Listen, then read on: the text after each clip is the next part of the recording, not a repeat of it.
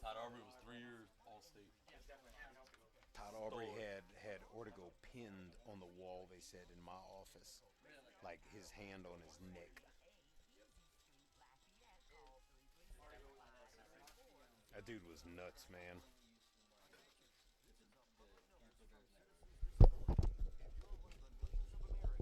Disabled and unable to work, you may be eligible for disability benefits from Social Security.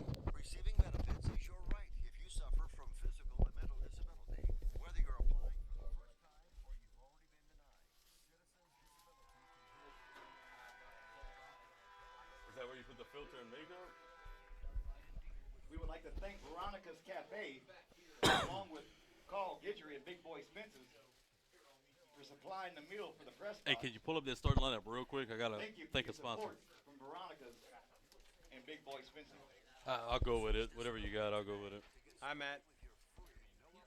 I don't like Matt Miguez. Matt Miguez. He is thinks a- he's big time because He he got a is, different he is. job today.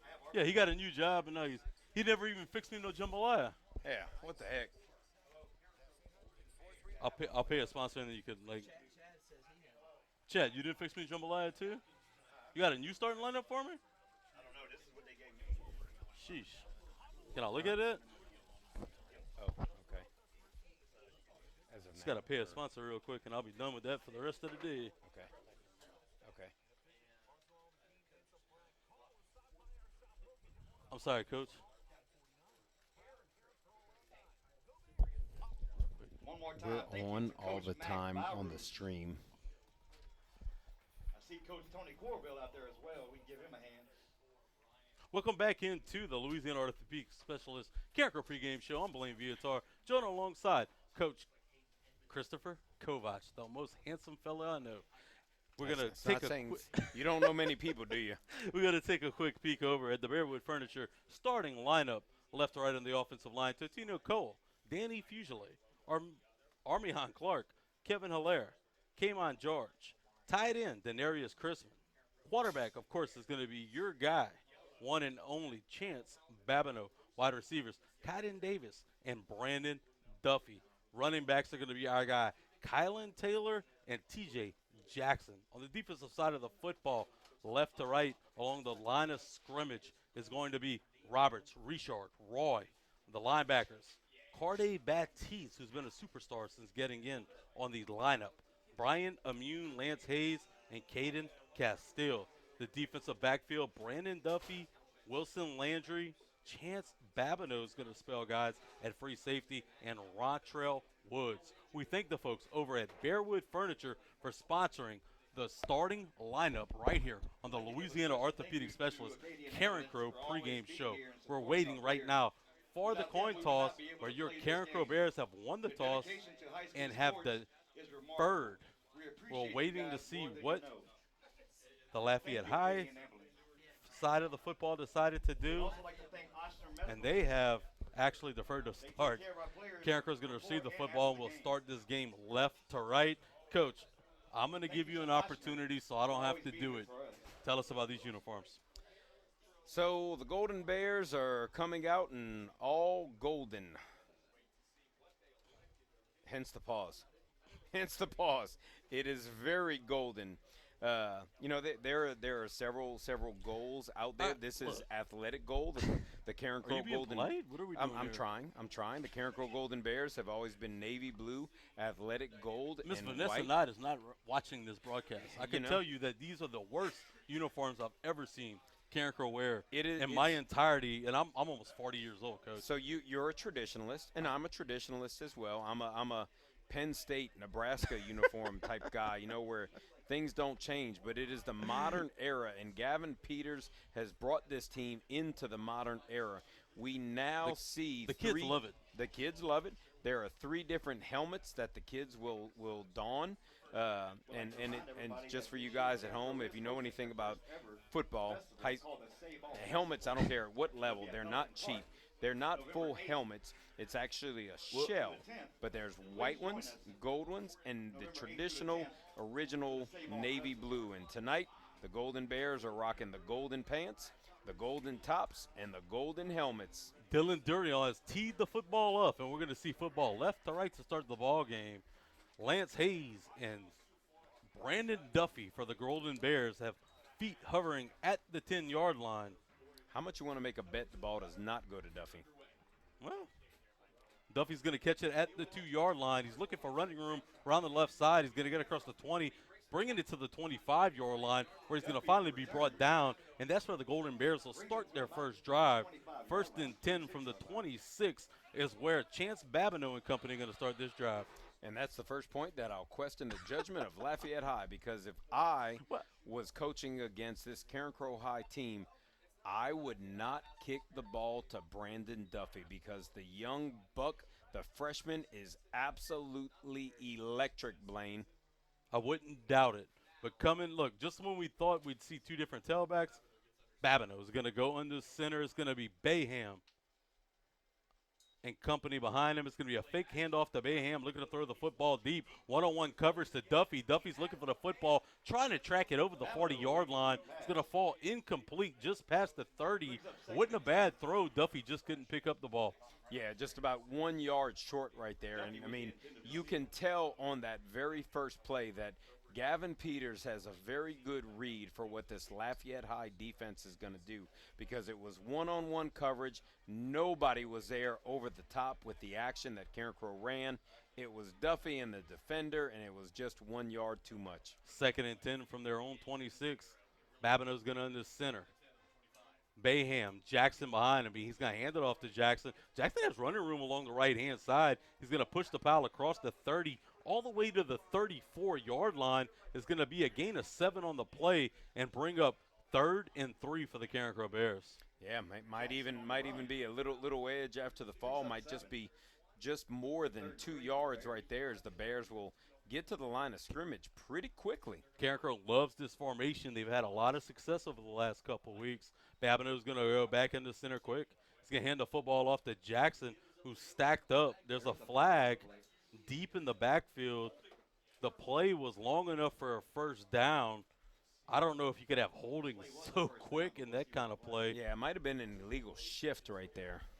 We're waiting on the call. Papa Bear first down is the initial call on the field, and it will be illegal shift, just like Coach Kovac alluded to. So instead of 3rd and 2.5, it's going to end up being 3rd and 7 for the Golden Bears.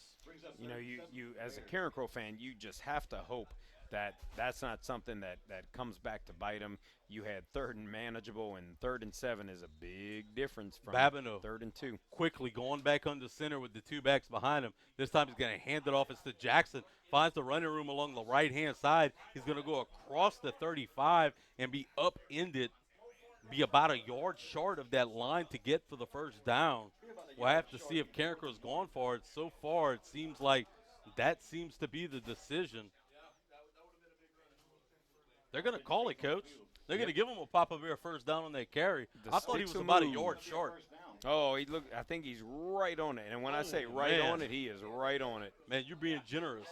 Just like that, I'm a Carson generous Guernsey guy, man. Come on. coming in to play at quarterback. T.J. Jackson is going to be draped to his right. He's going to hand it off. It's going to be Jackson trying the right-hand side of the line of scrimmage. He's going to push the pile forward across the 40 to the 43-yard line. It's going to be a nice gain of 6 yards on the play to bring up 2nd and 4. So Gavin Peters has had a lot of Rip Evelyn in his ear, a little bit of Mac Barus in his ear, and a couple older coaches, maybe even myself a little bit over the last couple weeks.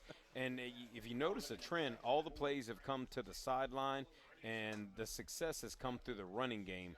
Could this be a key thing for the Bears? Babineau back in the gun. He's going to go RPO and throw the football after faking the handoff to Duffy along the left-hand side. It's going to go in and out of the hands of Duffy back behind the line of scrimmage, waiting on a formal call that's going to either be an incomplete pass or a fumble all the way back to the 35-yard line. Waiting on it. It was hard to see live, Coach. He faked the handoff to Jackson underneath the formation. He saw Duffy out in the flats trying to hit him. If that ball went forward, Carencro is going to be a much favorable formation, but they're going to call that behind the formation, so that'll be a fumble. Yeah, it was an RPO look right there, and Babineau had some room initially, and then he saw the speedster Duffy open, and he threw him a rocket. And the only bad thing about it, the pass was going backwards, and it just got bumbled by the Lafayette High defender and Duffy for a big loss. 3rd and 10. Babineau back in the shotgun, looking to throw the football deep. He's going to throw a comeback route, trying to find his receiver, number 17, Kaiden Davis, on this near sideline. It's going to fall incomplete, about 4 yards over his head. It's going to bring up 4th and 10 with 9:40 left to go in this first quarter. Yeah, and it's hard to kind of watch that process go, where you saw success on the ground, and then everything opening up. And Coach Peters talked about in the coaches show the other night, you know, you're going to need to be able to do everything. And I don't know if I'm a full believer in that, but they're definitely a believer in that, and didn't work out too well in that series. Babineau is going to be the punter. He's going to go down to get the snap on his knee almost and get off a punt. He's going to take a Carencro bounce, though, fall across the 25-yard line down to the 24, and that's where they'll die it down. Coach, I thought Carencro's offense on that first drive had a little bit of success, had a little bit of opportunities, especially on the ground in between the tackles. They elected to do something different, and then we had to punt the football. Yeah, I mean, I'm not opposed to the RPO right there, and it was kind of just one of those bad luck plays. Just the look was there. You're getting the run.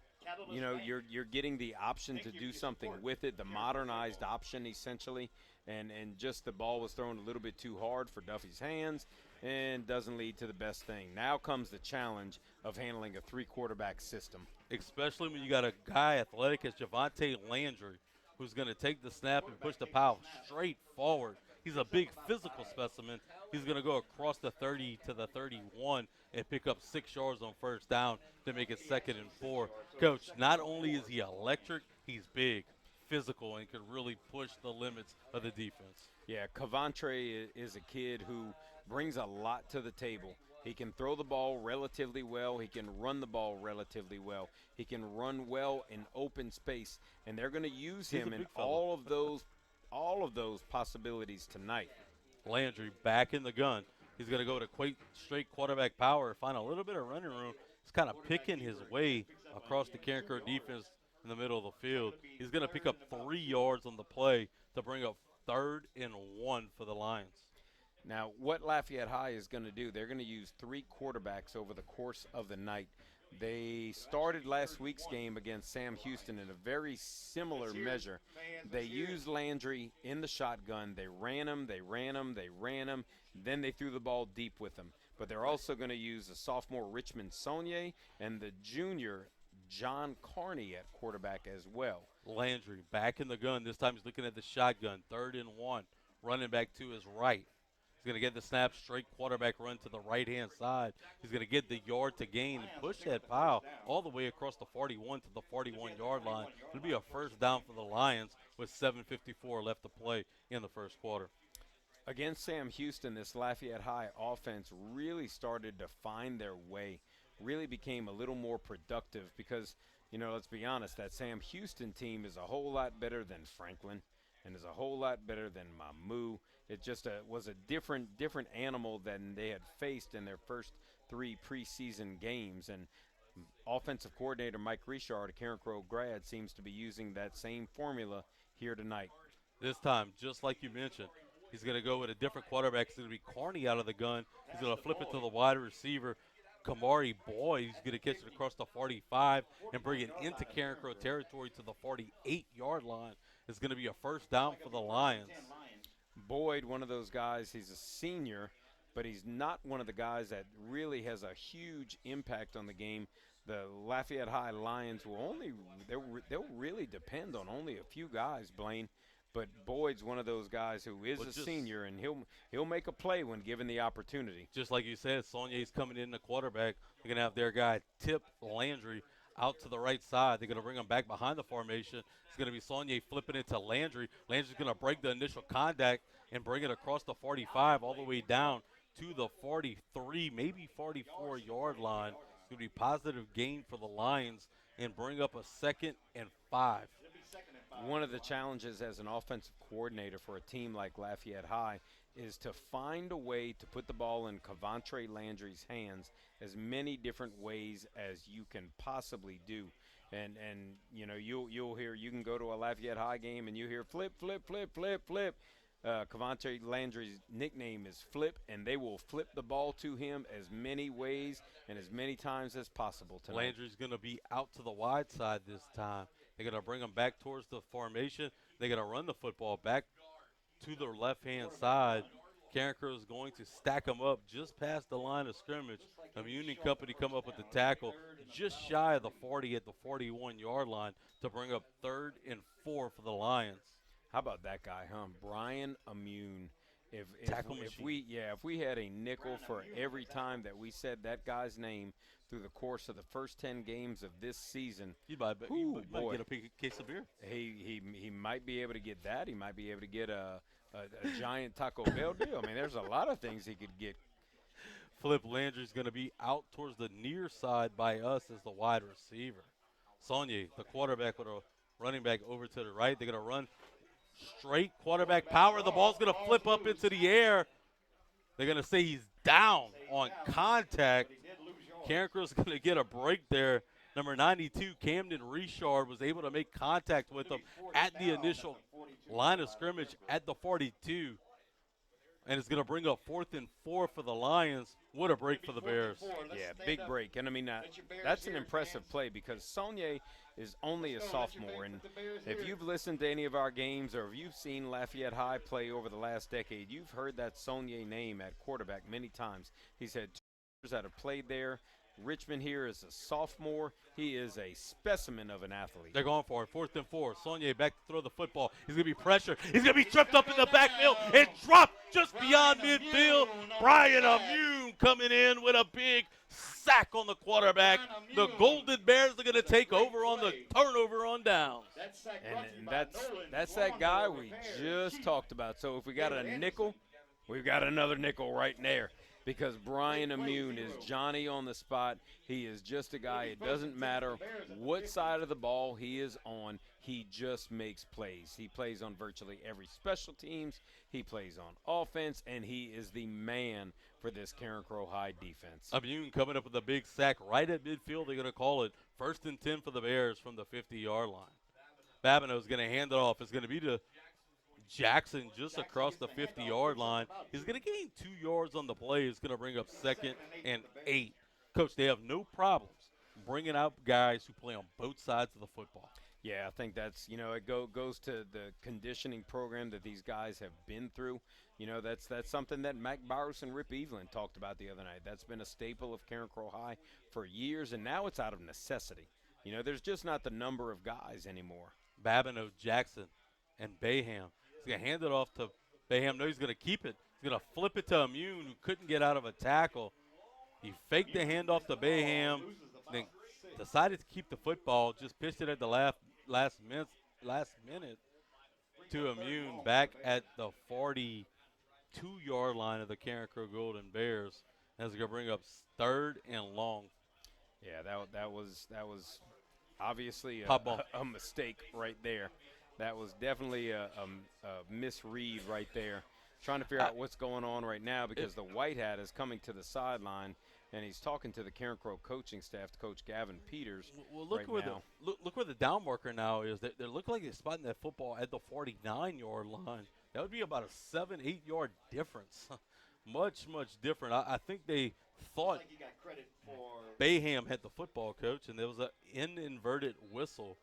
So Carencro's going to get this football dead smack at the 50-yard line, and it's going to be 2nd and 10 again. So an inverted whistle cost the Carencro Bears last week. This week they'll take advantage of it.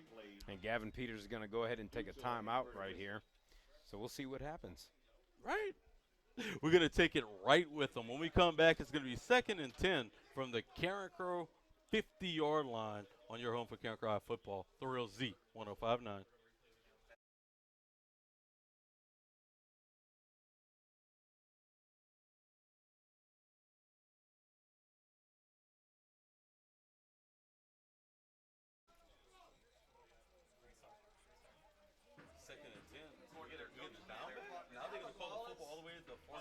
would like to think Arsenal machinery Are they going to call it 2nd down or 3rd down? It's 2 weeks in a row. 2nd down or 3rd down? in Can-Am Strike. support of Carencro 2nd down or football. 3rd down?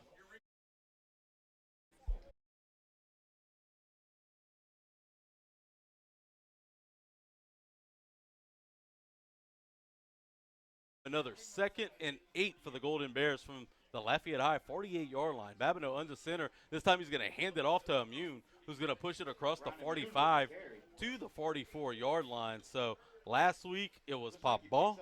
Tonight is God's fortune. Carencro's going to have 3rd and 4.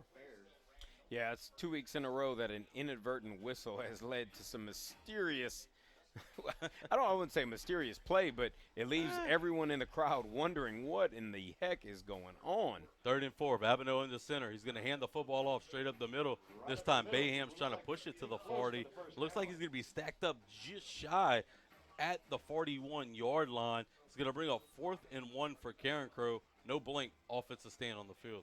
No, absolutely.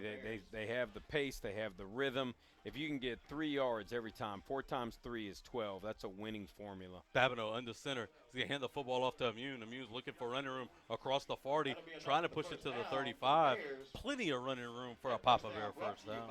You know, sometimes this game is an amazing thing. It can be a fickle little thing at times, but at the end of the day, one of the oldest formulas is the simplest formula, and it's the one that wins the most games. You know, when we go back to the days of Woody Hayes and Newt Rockney, and we go to the days of what made West Monroe so good and what still makes John Curtis so good.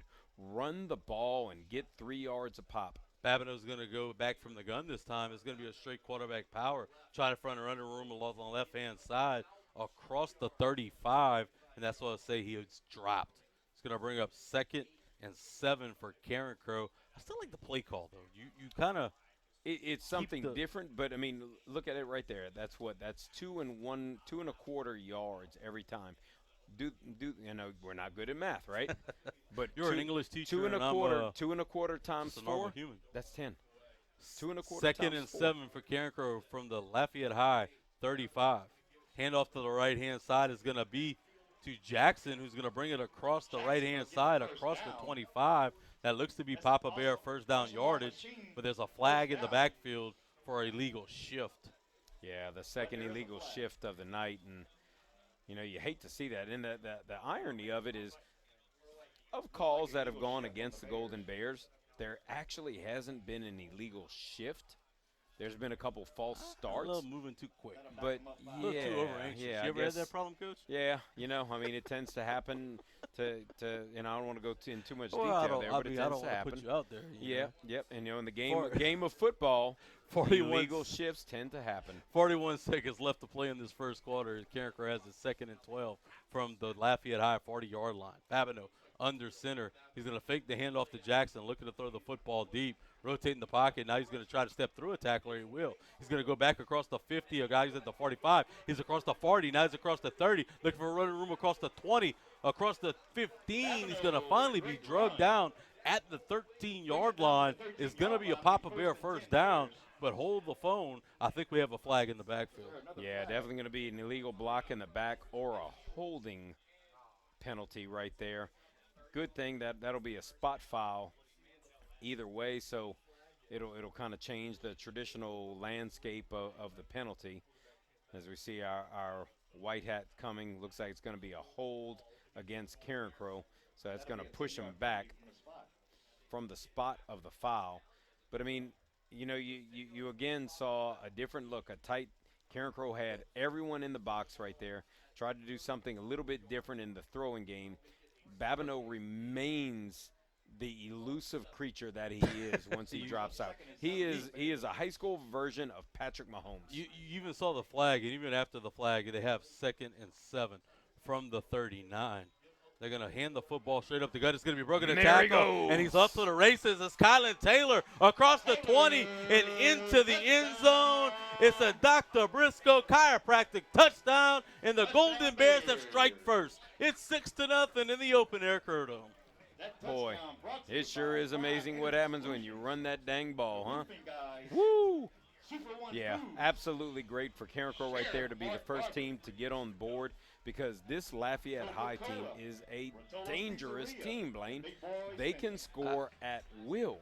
Big-time play right there. They went with Taylor under the gun, handing it off to him under the formation. He was able to go. This time they're going to try to run a swinging gate version of a two-point conversion. and Babineau's going to be swallowed up on the snap, but there is a flag on the play. Yeah, that'll definitely be legal procedure right there, and you got to think Lafayette High is just going to decline that and be happy to walk away 6-0 right there. A legal shift, and let me tell you, we played a quarter in the open-air Crow Dome, and your Golden Bears lead Lafayette 6-0. When we come back, it'll be time for second half action on your home for Carencro High football, the Real Z 105.9.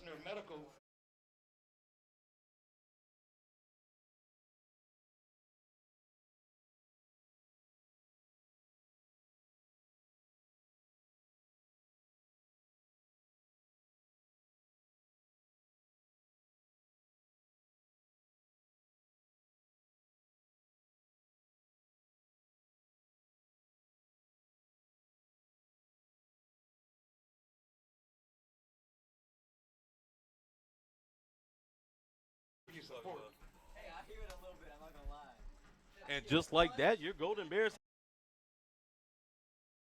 6-0 after a quarter of play. And we're going to usher in the Nolan's Lawnmower second quarter with CBAB looking to kick the football off from the Carencro 40-yard line. So the question is, in everybody's mind, can the Golden Bears maintain? If they can maintain and just keep, all they have to do is keep on doing what they've been doing. And here's a funny thing about keep doing what you're doing. The officials lined the ball up on the wrong side of the field. It's the second quarter. They had everything lined up for the Golden Bears to kick the same way they did in the first quarter, and kind of realized right before the Golden Bears were going to kick off, oh, hey, guys, it's the second quarter. Let's flip it around. But that's nothing that we haven't seen before, because we saw the exact same thing last week. The Golden Bears actually ran a play going the wrong way at New Iberia. Hey, it's spooky season. We're over in October. Kylan Taylor getting into the end zone. Carencro Bears needed it in the worst way. They like to play from ahead. They did it for the first time a week ago. Again tonight in the open-air Crow Dome, they lead 6-0. It's going to be CBAB looking to kick the football. He has everybody in close near the 40-yard line. They're going to fake it. It's a little bit of rugby scrum, Coach. And they're going to retreat to normal kicking distance. I still love it. It keeps people off guard, and we have seen this Carencro Golden Bear kickoff unit be very successful doing it already, of actually converting the onside. Bab's going to put a toe into it. It's going to be fielded just at the 11-yard line. It's going to be brought to this near side. He's going to run through traffic. Now he's across the 40, across the 50. He's going to bring it across the 30. One man to beat. He's going to go into the end zone as Jamian Brown catching it at the 11. He's going to rush 89 yards into the end zone, and Lafayette High has knotted the score at 6.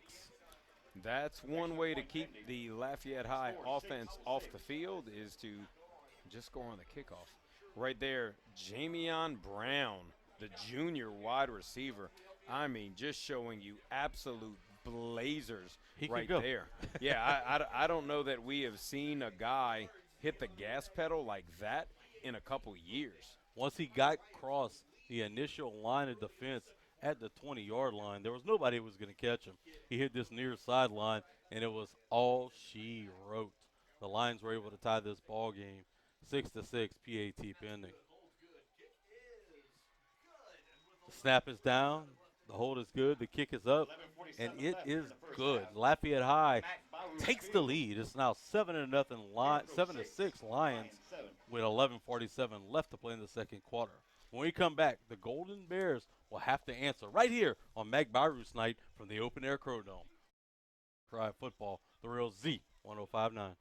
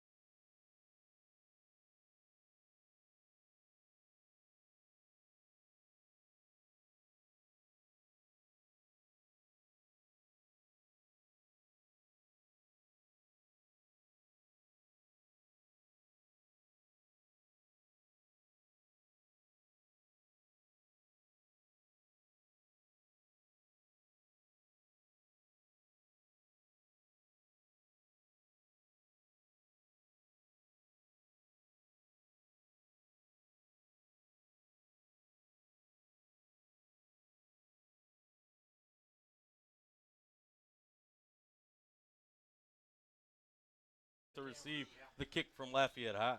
It's going to be a long kick, going to go into the end zone, just out the outreach arms of Rontrell Woods. So the Golden Bears will start this drive from their own 20-yard line. They have to answer, Coach. Yeah, after a return like that, there is not much you can do other than go out there and, I mean, of course the optimal thing is score fast, but if you're this Carencro High football team in 2024, you don't necessarily want to score fast. You want to do exactly what you did in the last possession. I like boring football. Run it between the tackles, with the split back, take as much time as you can off the clock. 11:47 left to play in this second quarter. Babineau's going to under center.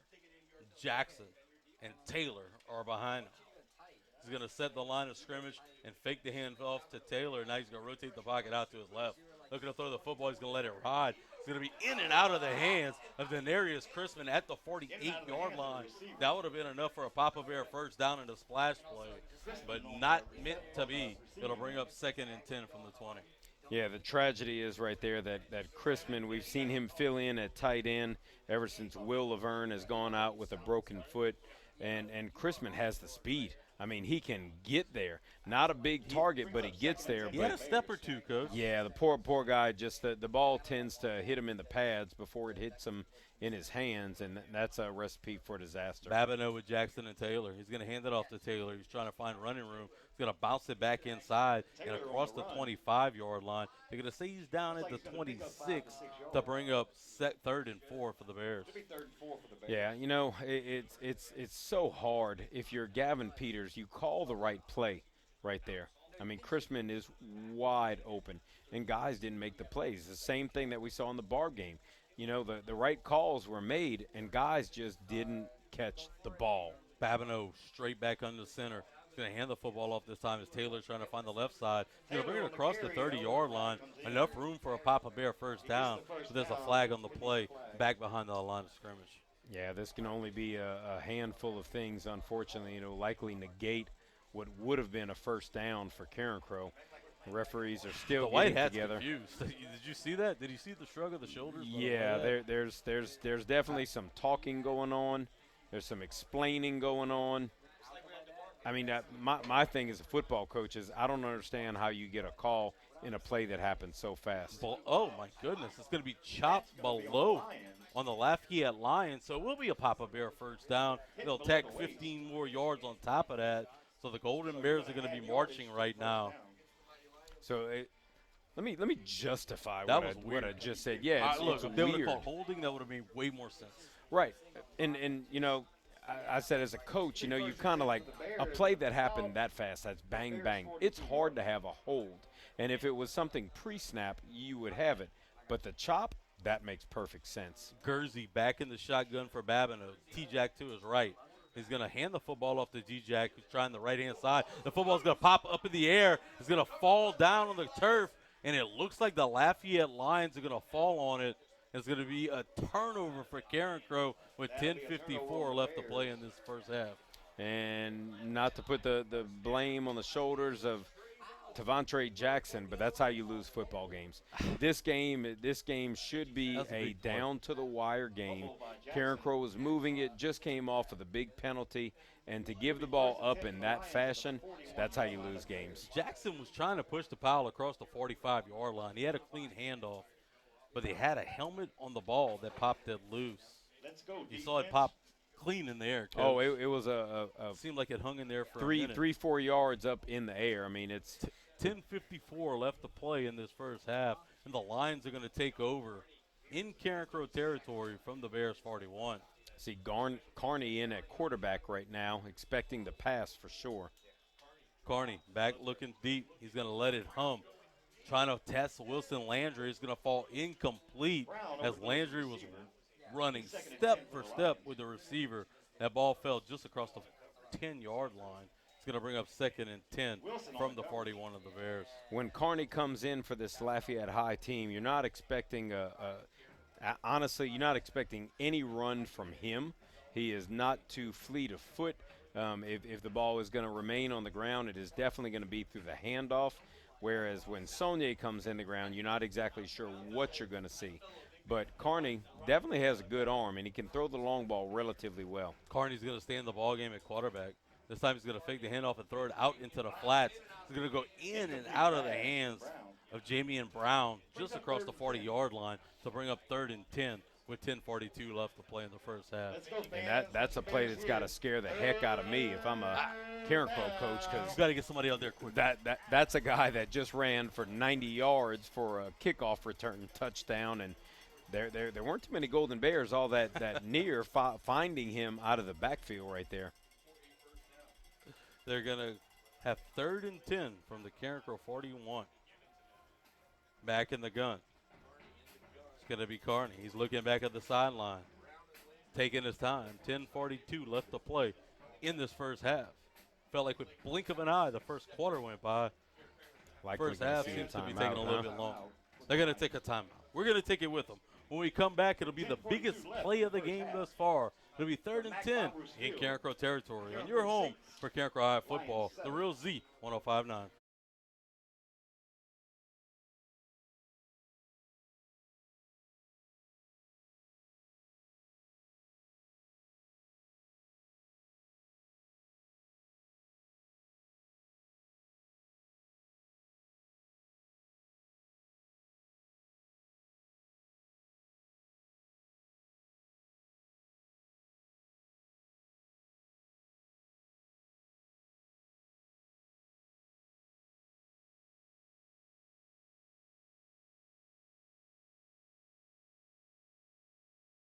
To the open air 7-6 with 10:42 left to play in the first half. We have a 3rd and 10 from the Carencro 41-yard line for the Lions. So far tonight, the Lions have been a mixed bag. They've tried Carencro in a number of different ways. So I was going to be the voice of criticism right here. You know, we've seen Carney in at quarterback, and everything has been throw, and Lafayette High has been relatively unsuccessful. We've been critical of Carencro in the same situations. Carney back in the gun, looking to throw the football down the field. Steps up in the pocket. He's flustered. He's going to be dropped. Back behind the line of scrimmage at the 44-yard line. That's going to be Brian Immune coming in on the sack. There is a flag on the play. There's going to be holding on the Lions. That's going to be declined. And the Golden Bears have fourth down for the Lafayette High Mighty Lions. It'll be 4th and 14. You know, you kind of get the sense if you watch this Lafayette High team over the course of the last year and into this year, there's a sense of loyalty that you feel that the coaching staff feels like they owe Carney. He's a good passer, but he's so limited when he's in the pocket. And if you bring a lot of pressure and if you could play good man-to-man out on the perimeter, you really put him in a bind. And that's what Carencro did right there to not only get the sack but the holding call. Dylan Durion is going to be back to punt the football back at his own 40. He's going to let it loose. Back to receive it is a Golden Bear. Didn't catch the number. He's going to take a good Carencro bounce back across the 15, and that's where Babineau and company will take over. Durion, a guy that I hope we don't have to talk a lot about later on.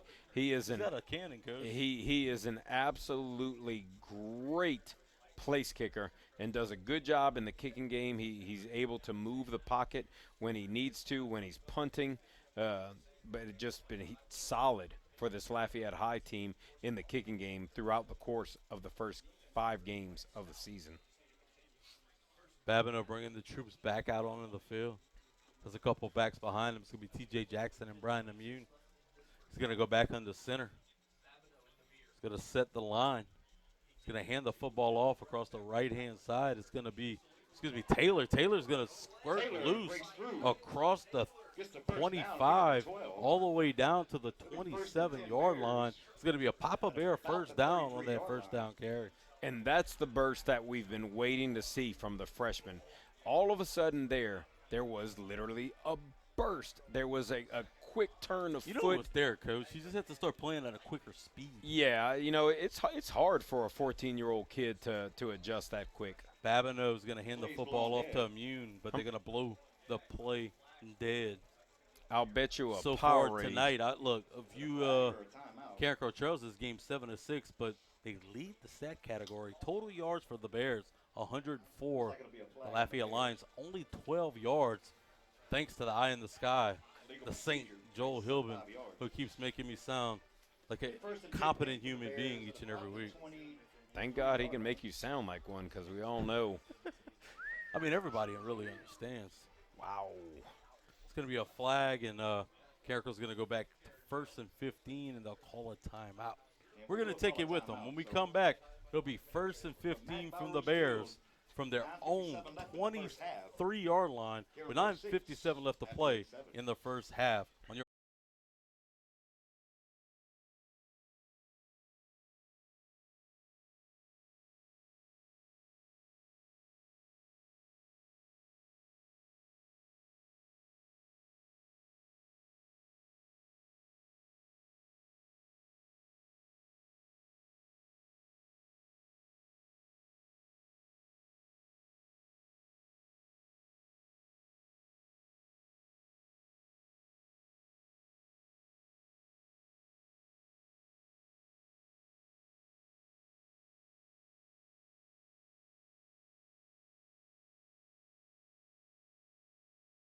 up in the press box, Seth Dickerson, the AOIT director, as well as our guy Benji, who keeps us in check on the Carencro Broadcast Network. Golden Bears have the football, 1st and 15 from their own 23-yard line. Babineau's going to retreat back to center.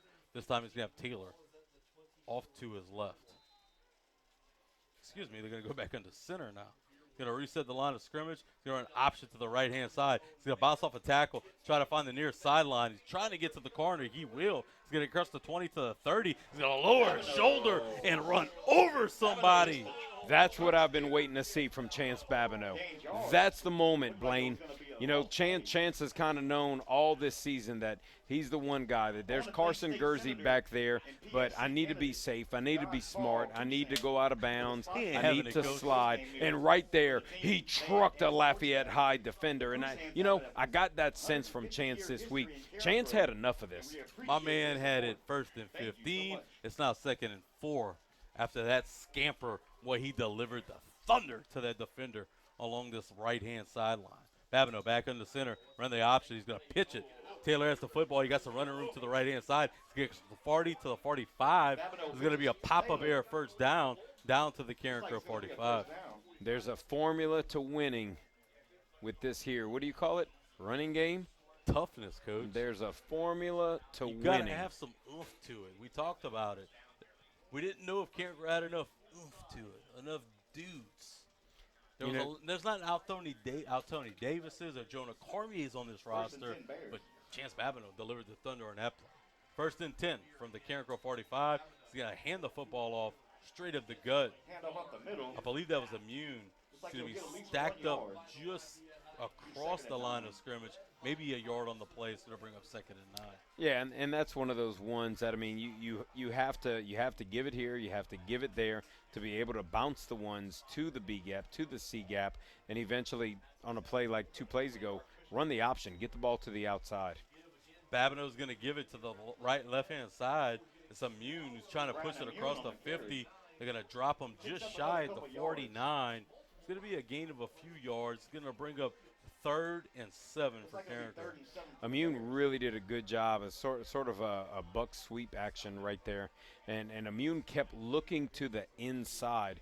A lot of times those running backs are told, to keep your eyes to the inside, look for that crease to come back up across the action. And, boy, I almost wonder if he had a little more speed, if he could have hit the sideline, what he could have gotten on that one. Babineau back under the center. He's going to run the option to the right side. He's going to flick it to Taylor behind the 50, and he's going to be dropped way in the backfield, almost back to the Carencro 45 to the 46-yard line. It's going to bring up 4th and 9 for the Bears.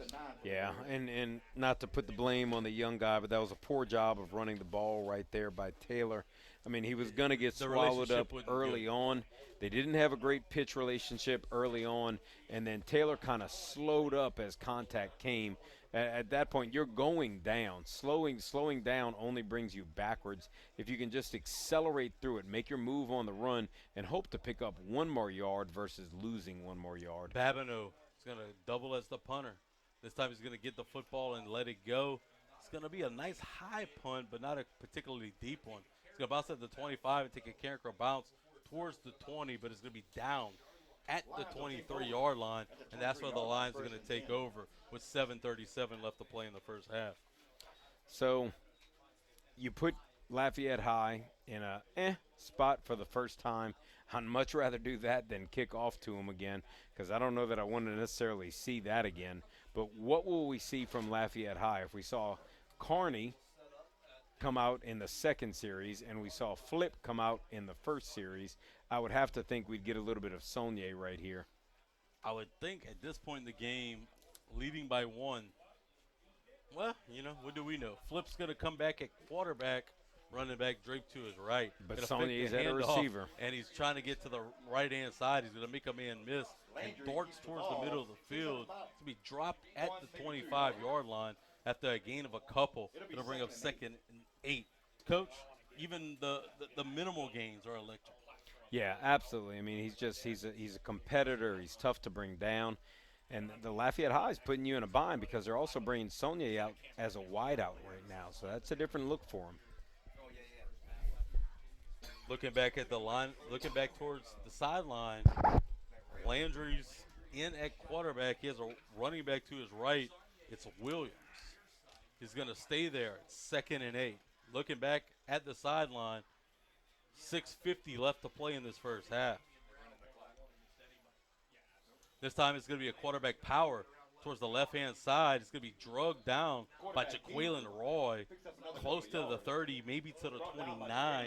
Is going to bring up 3rd and 5 for the Lions. Yeah, and there's going to be a late flag on the play.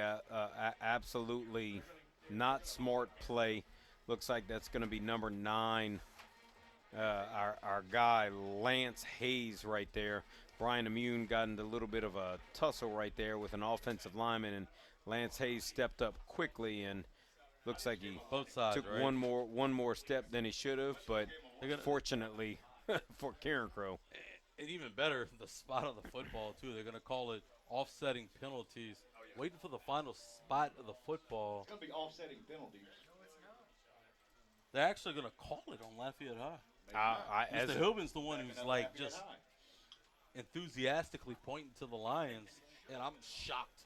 Yeah, by the way because that you could see Brian Immune kind of in there, and then you saw Lance Hayes come in there, and it looked like Hayes was trying to pull him apart originally, and then Hayes kind of stepped up and said like, "Whoa, bro, what's going on here?" But there must have been something that was said down there that wasn't. Maybe those let's are words say we can't use on the radio. yeah, let's say not permissible on Sunday morning. How about that? It's going to be 3rd and 18 now for the Lions from their own 15-yard line. Back in the gun, looking to throw the football deep. They're going to let it ride.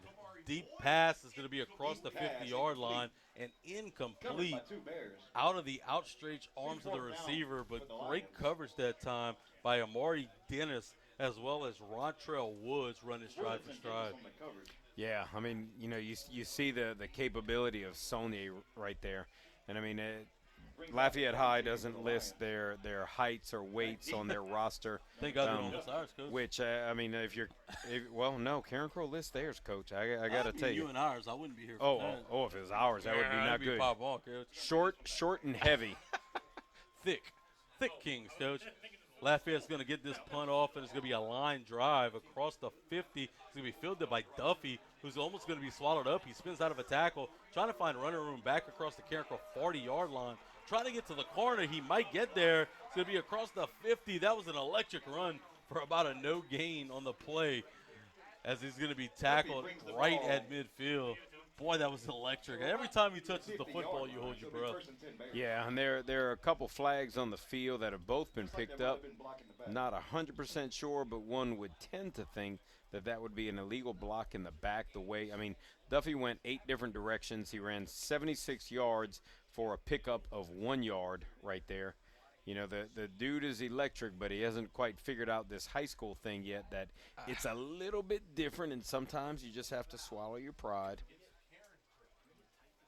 He is a guy who goes from 0 to 60 at the turn of a foot.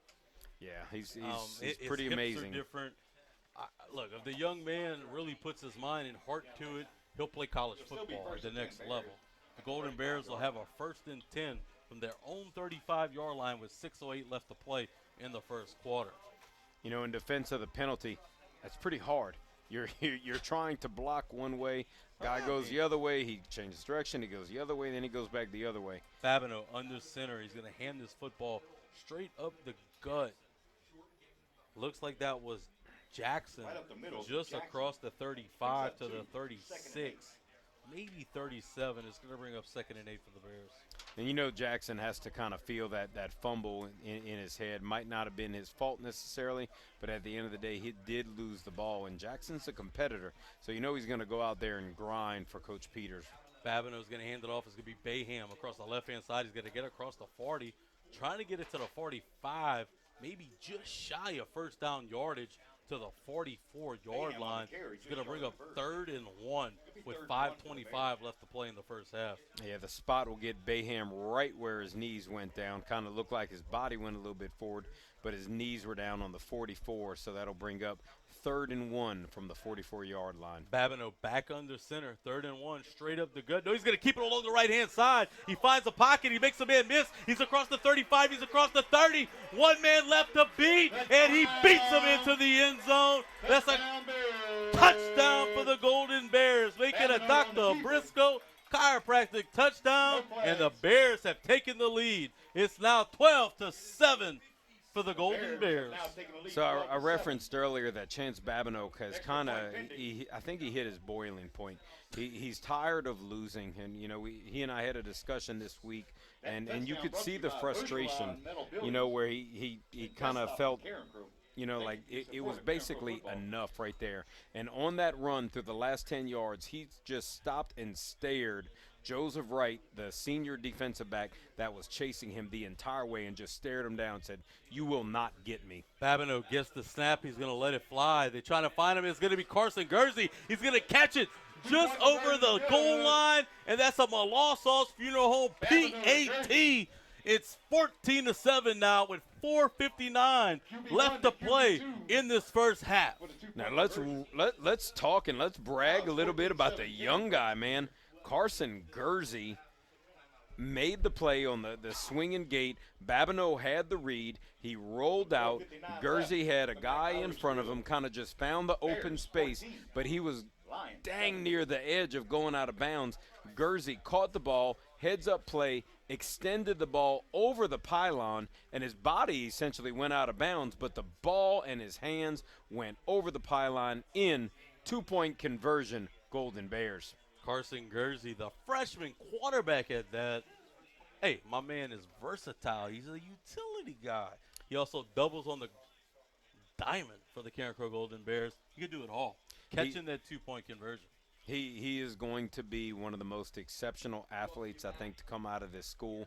And, I mean, and that's saying a lot. I mean, you know, when we looked on this field as Carencro High honored Mac Barus, there were more all-state players. There were more all-American high school players than most high schools in this state has ever seen. And to say that some of these guys, Chance Babineau, Kendrick Bernard, Carson Gursey, Hayden Monroe, these are guys who are going to own their own spot in Carencro Babineau's lore. going to lead up to the football. It's going to be received at the 5.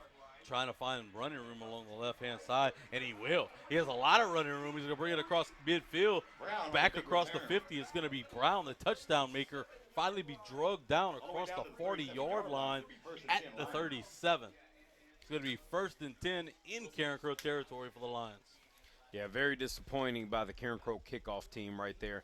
There is obviously a problem in coverage right there. Interesting, though, that the first one was kicked to Jamie Brown on the right side of the field, and Brown reversed the ball and came all the way against the grain. That time, he just took it on the same side that he was at, and just with that speed, he burst down the sideline. The Golden Bears they've got to make some adjustments at halftime because this cannot continue to happen. 4:49 left to play in the first half. It'll be 1st and 10 from the Lions from Carencro 37. Back in the shotgun is going to be Saunier trying to find running room around the left side. He's going to go across the 35 and be dragged down at the 34. couple Golden Bears, including Brian Immune, in on the tackle. Saunier, a good runner. He's a hitsy But- player, right? Yeah. He's going to be one of those guys who's a great athlete. His everybody in his family was a great quarterback, was a great baseball player. The middle brother, I know, had an exceptional career at LSUE, part of a national championship over there, and he's got the frame, he's got all the intangibles, but he's not the same runner that Carencro Landry is. 2nd and 7 for the Lions from the 37. It's going to be a handoff straight up the middle. Not much running room. This time he's dropped by Jalen Roy and company. Maybe a gain of 1-2 yards on the play. He's going to bring up 3rd and a long 5 for the Lions with 3:50 left to play in this first half. So Lafayette High tends to make themselves a little bit one-dimensional. When Landry starts the game at quarterback, it tends to be the same dose of plays. When Carney comes in, it's the same dose of plays. When Saunier comes in, it's a little bit of a mixture, but they're just not as effective. Landry back in the gun, 3rd and 7. 3:25 left to play in this first half. Looking back at the sideline, waiting on his marching orders. He's going to go back to the line of scrimmage and reset everybody. They're going to get the snap, and he's looking to throw the football deep. Carencro brings pressure on the right-hand side. It's a lame duck, and it's going to be batted away by the Golden Bears. It's the freshman again, Coach. Brandon Duffy. That kid could go. It's just to see a freshman play at this level, at the varsity level in this league. Not only did he run stride for stride with the receiver, have great hips, he found the football in the air. He found the football, he knocked it away, and he knew it instantly. I mean, you sometimes have guys that come in as freshmen, and they go out and they play, and they do a pretty decent job. This kid's returned kicks for touchdowns. He's made those plays. His future is scary. They're going to stay on the field. Saunier back in at quarterback. It's 4th and 7. Looking to throw the football down the field. They're going to blow the play dead. I believe we're going to have a timeout for Carencro. We're going to stay right here. I want to get back to that, Coach. Duffy is just different, right? I mean, when you see a guy like that, and look, you have guys that can play. Look, Chance Babineau had it when he was a freshman, and guys could just go. Duffy kid, the way he flips the hips and runs, and then the wherewithal to find the football in the air. Ain't many kids at 14, 15 years old doing that. No, and that's what's crazy. And if you could say, like, man, he's really been coached up, and he hasn't had that many months at the high school level. And I mean, that's no knock against Carencro coaching staff, but they haven't even had enough time to work with the young man to continue to grow his game and help his craft get better and better and better. Like, this dude's making plays just because he's a playmaker. Stud. Absolute stud. I can't wait to watch his career unfold. Golden Bears called a timeout, but it'll be 4th and 7 for the Lions from the Carencro 33-yard line. 3:05 left to play in this first half. Saunier back in the shotgun. He has 2 receivers to this near side, 1 to the far side. Running back over to his left. Looking to throw the football deep. Carencro flushes him out of the pocket. He's going to find the crossing route. And he's going to be in and out of the hands. Babineau was in on the coverage, but the receiver just dropped the football just across the 25. It's going to be a turnover on downs, and the Golden Bears will take it over with 2:59 left to play in the first half. And, I mean, and that's just huge. It was a great call. Good play by design. Lafayette High. I mean, they tried going with the deeper ball against this Carencro defense, and they hadn't gotten that much success because of pretty good coverage, straight man coverage on the outside. But Carencro had brought a lot of pressure and met Saunier in the backfield. Right there, they beat the long route by going with the intermediate crossing route, but too much pressure coming from the outside led to the Gursey back in the gun, looking to throw the football. He's going to hit his receiver just across the 40-yard line. It's going to be the big, lanky guy, Kaiden Davis, who's going to pick up good yards on first down to bring up 2nd and 3 just across the 40. And I gotta say, I'm gonna lead into something right now. I just saw the legend Mac Barus making his way up the stairs as he's going to join you for halftime. I see gonna my be a guy Lucas Taylor, the former Tennessee quarterback, 6 rows in front of us. Just got a text from Quentin Lawrence, the Miami Dolphin and Chief, about to make his way up. Guernsey just hits Babineau across the 50 down to the 45 of the Lions. Pitch and catch is good for a Papa Bear first down, and the Golden Bears are in the march. You gotta move the stakes. The stakes are high. Hey, the stakes are high Coach. Hey. as the sticks have to move. How about that one? If you bring steaks, I'll eat them. You know that. I'll, Carencro I'll, has cook, it. I'll cook them if we First win. and 10 from the Lions 45. Guernsey back in the shotgun. 2:19 left to play in the first half. He gets the snap, looking to throw the football. He's going to rotate the pocket out to his right. He's going to let it fly. It's going to be caught. Duffy makes a man miss at the line of scrimmage, makes another man miss. He's going to go across the 30 to the 25. He's going to finally be drugged down at the 22-yard line. That's another Papa Bear first down. Freshman to freshman connection. Yeah, we were talking about that before, about how many of these guys are going to have the ability to make their name in Carencro lore, and Duffy and Guernsey undoubtedly among it. Now, just over 2 minutes left to go in this second quarter. The Bears moving the ball quickly, and it looks like Lafayette High said they're moving a little too quickly, partner. 1:59 left to play in this first half. We're going to stick right here. Super excited. What we got coming to you from the halftime show, the legend, and not only legend, the LHSA Hall of Famer, Mac Barus, is going to join us, and we're going to talk about his Hall of Fame career right here at Carencro and how he brought this program to life from the depths of the dungeon. And we're super excited to do that with you right here. But the Golden Bears are looking to strike and extend the lead up 14-7 with 1:59 left to play in the half.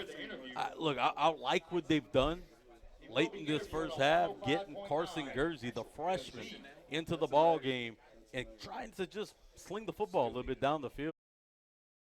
Another electric freshman, an opportunity to touch the rock, and you saw what happens when a guy like that touches it, was able to bring it deep into the red zone for the Bears. Guernsey's going to stay in at quarterback. He has T.J. Jackson just to his right. 2 receivers to the near side. Chance Babineau, lone receiver to the right. He's going to reset Jackson to his left. Guernsey looking to throw the football down the field. He's going to let it ride, trying to find Babineau one-on-one coverage across the 10-yard line.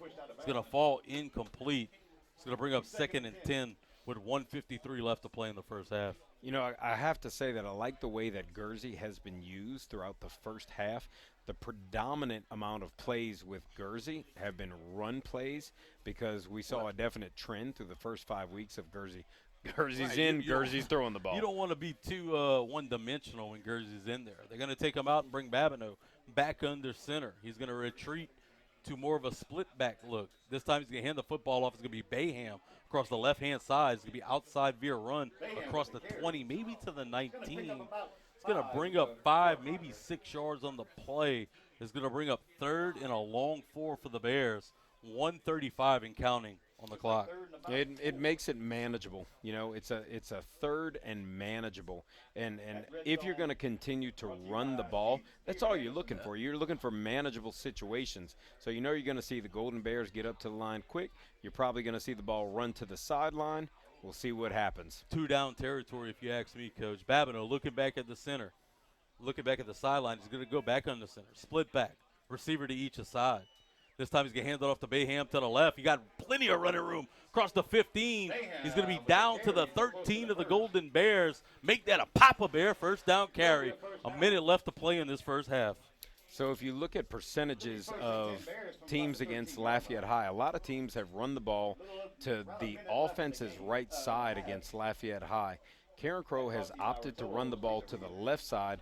Moreover, they've run the ball to their own sideline, as Coach Mac Barrows used to be such a big fan of running the ball to his sideline. I think it's just because he liked to have his voice in the official's ear on that side, Blaine. Don't bring those people back to those glory days. Babineau's going to go in the center. He's going to hand it off to Brian Amune.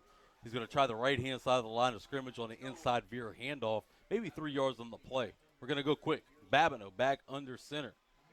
Gets the snap. He's going to hand it off. It's going to be TJ. Nope, Babineau's going to keep it across the left-hand side. He's across the twin. Darts back inside. He's going to finally be brought down at the 3-yard line. 17 seconds left to play in the ball game. We're awfully close to Papa Bear first down territory.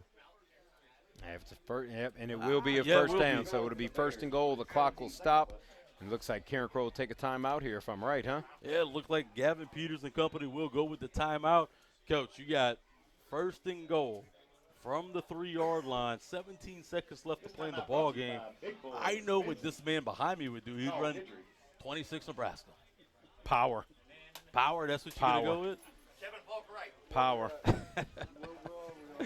We're going to run the football, no doubt. I mean, Carencro has had First and goal from the 2, Coach. Power till we score, he says. And look, I can't Ram go against 26 power. Ram 26 power, and if the Golden Bear fans or former players are listening to us, you know what that means. Absolutely. Till we score, 17 seconds. Rip Evelyn's down there, and he's screaming his mind off over there. We're going to get into the end zone and get a 6-point score for the Bears with only 17 seconds left. I was going to say, there's some guys down that are undoubtedly thinking that power would probably be the key to it right now. And you know why they're all in agreement? Because it works. Yeah, I'd agree. If it ain't broke, don't fix it, Coach. There's a reason this man's won about 75% of his ball games that he's coached. This time, Carson Gursey is going to be back in the shotgun. T.J. Jackson's going to be draped to his right. Trip receivers to the far side. Babineau's going to be the inside receiver. Gursey looking to throw the football. He's going to be flushed out of the pocket. He's going to go into pressure, and then he's going to dump the football. It's going to be caught. He just threw the football away, just trying to get it to anybody, and it's going to be Caden Castile who's going to catch it just across the 10 and go into the end zone. How about that for fortune? The Golden Bears strike, and that's going to be a Dr. Briscoe chiropractic touchdown, and the Golden Bears extend the lead. It's now 20-7 with 8 seconds left to play in the first half. That was not how you drew it up, and I got to say that I'm not a fan of the call right there at all. In that case, I mean, I'm running the ball till you stop it. The way the seasons went, Coach, we'll take all the good fortune we can get. Yeah, I think Castillo actually kind of missed his assignment. He came back looking at Carson like, what am I supposed to do? The Melanson Funeral Home PAT is up, and it is good. The Golden Bears extend the lead. It's now 21-7 with 8 seconds left to play in the first half. When we come back, we'll have the rest of the first half and then halftime action with Hall of Famer Coach Mac Barus on your home for Carencro High football, The Real Z 105.9.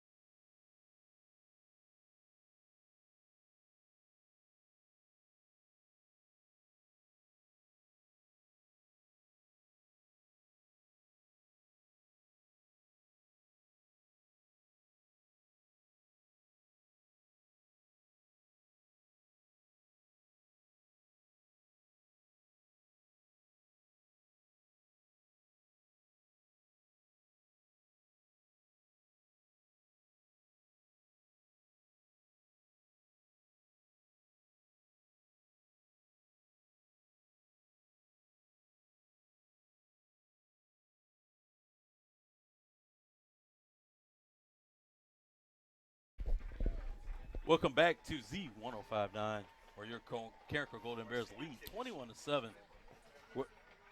Why do I hear Ben Love's voice?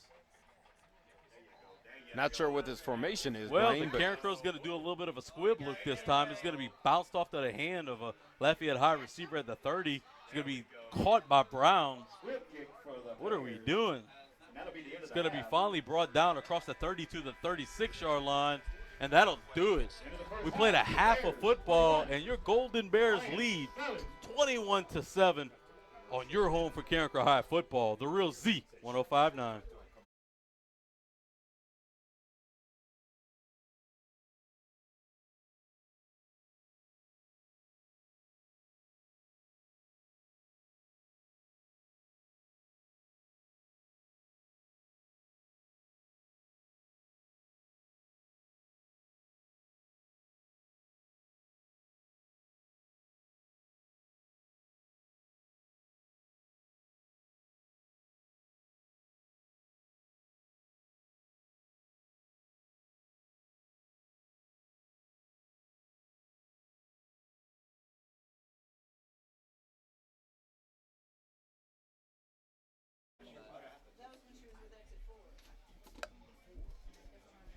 Sean, are we at break? What's going on, man? It's halftime. Please pull your red tickets. Sean, Split the pot. We're about to give away some money. Sean, go to break. We're about to give away a little money. Red tickets, please. That can't happen, bro. That really cannot happen. 1186 550 1186. If that's you, I'll see if I quietly can put come you on up here. speaker. So if everybody sees you run up here, they're gonna know it's you, and they're gonna borrow money from you. So you might want to quietly come up this way. You know what to do? Done this a few 550 times. 1186. Matter of fact, it has fun. You have till the start of halftime. Claim it. I know. I felt so bad I couldn't be there, man. It's all right. Enjoy I'm it. glad to do this with you tonight. Huh? I'm glad to be able to do this with you tonight, man. Well, that's why I hung around, Blaine.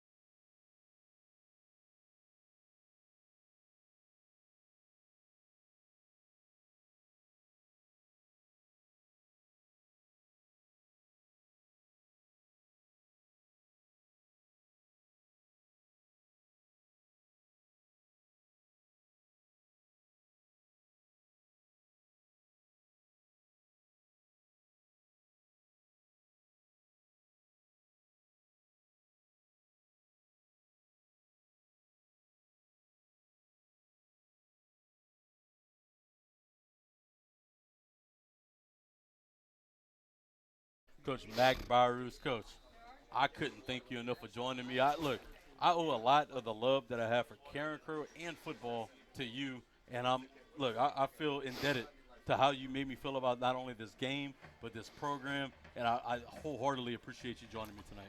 Blaine, that's some very kind words. I'm happy to be here.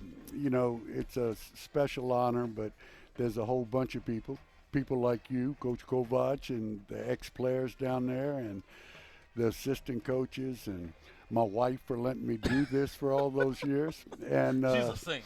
She's a saint. yeah, that's very important, to have your family support. And yeah, it's good to come back, and it's good to see guys like you and others that are still giving back to the school. And it's a special place, and you don't know it until you're here. And, you came here, you resurrected the program. It was in the depths of the dungeon, and you got here and you won quickly. What would you contribute to be able to turn around the program in such quick time and be able to compete at the successful rate that you did? Well, Blaine, we were good. When I took over, we had came off a 7-3 season, and we were good, but we just couldn't take that next step. And when the coaching staff got together that very first year, we had a bunch of plans, and we had all kinds of good ideas, and we were a bunch of young guys, and so there was no parameters. There wasn't nobody in the room saying we can't do that. Now, you can call that one of three things: young and dumb, getting ready to get beat, or getting ready to learn a lesson. And our first 2 years, we were 8-3, 7-4, first round playoff losses 2 years in a row. And Yeah, but hold on, Coach. Let me stop you right there. One of those first round playoff losses were to Neville. Neville went on to play for a state championship the year before you won a state championship. Yeah. And that team right there was pretty damn good. it was good, and they beat us in double overtime, first round game. And but what we learned from that, Blaine, and it's a continuous learning process no matter what. But we learned that we weren't strong enough and physical enough to play with the kind of teams. If you wanted to play late in November and early December in Louisiana, you better be able to run the ball, you better be able to knock people off the ball, and you better be able to tackle. And we took Coach Corville, and everybody around here knows Coach Corville. He's the most recent one here. Won a state championship. The only other coach besides Thank yourself. God. We knew we'd get back. We just didn't think it would take that long. But Coach Tony implemented the best special teams in the state of Louisiana, and we were before our time with that. And we were also big on conditioning, and most of the guys that have played for us, and you know that, we spent half our practice conditioning. You know, Start it over, Coach. Start it over, Coach. How many times I heard that growing up? well, that's become. You know what? It's one of the guys said tonight. I would rather my mom scream at me, or my dad paddle me, or my teacher throw me out of class than to hear that started over again.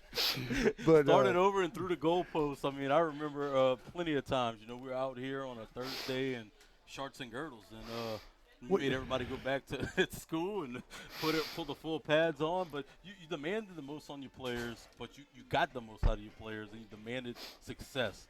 And you had a lot of great players come through. How did you? What do you contribute into getting guys like Damian James, Derek Beavers, Kevin Falk, Theo Babineau, guys like John Bernard, and I mean, look, guys like that just don't grow on trees. I mean, guys like that, it takes ability to create, athletes like that in a system to have sustained success.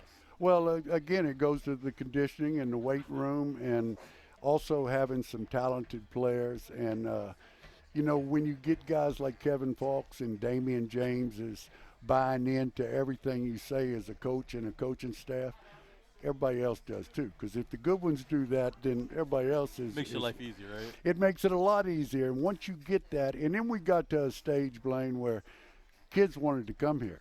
We didn't have to worry about getting kids, because if they had some talent, they saw what we were doing and they wanted to be a part of it. And coaching's way overrated. I know some of the coaches nowadays might not, but when you do it long enough, Blaine, if you don't have a bunch of good help around you, good coaches, and good athletes, you can coach, but you got to have, some players. And I appreciate all the accolades I've gotten, but I was very, very fortunate and very, very lucky to land in a place like this with the people here and the players here and my coaches. Well, look, I'm the one that I think that you create your own fortune, you create your own luck, and you're a hard worker. You were over here when the sun came up, you were here when the sun came down, and there were a lot of games that were won on Sunday morning over in the coach's office, breaking down film and making it happen. And you just mentioned a lot of great coaches, and you blessed yourself with a lot of great coaches. And look, you talked about players don't come around. Good coaches don't come around unless they can work for a guy like yourself. So talk about a little bit about some of those guys like Rip Evelyn and company that came along the journey with you and were able to help create that sustained success. Well, and most of the people listening tonight probably remember most of these guys, but when we first started out, Coach Evelyn had been here for a while, and when I got the head coaching job, Coach Rip had applied for it too. And we had made a pact, whoever gets it, the other one's going to stay and be the offensive coordinator. And it just happened that I was the one that got the job, but I was fortunate to have guys like him that had some experience. And then we added Coach Corville. That was his first official coaching job. He had helped us along the way at other places before we got here.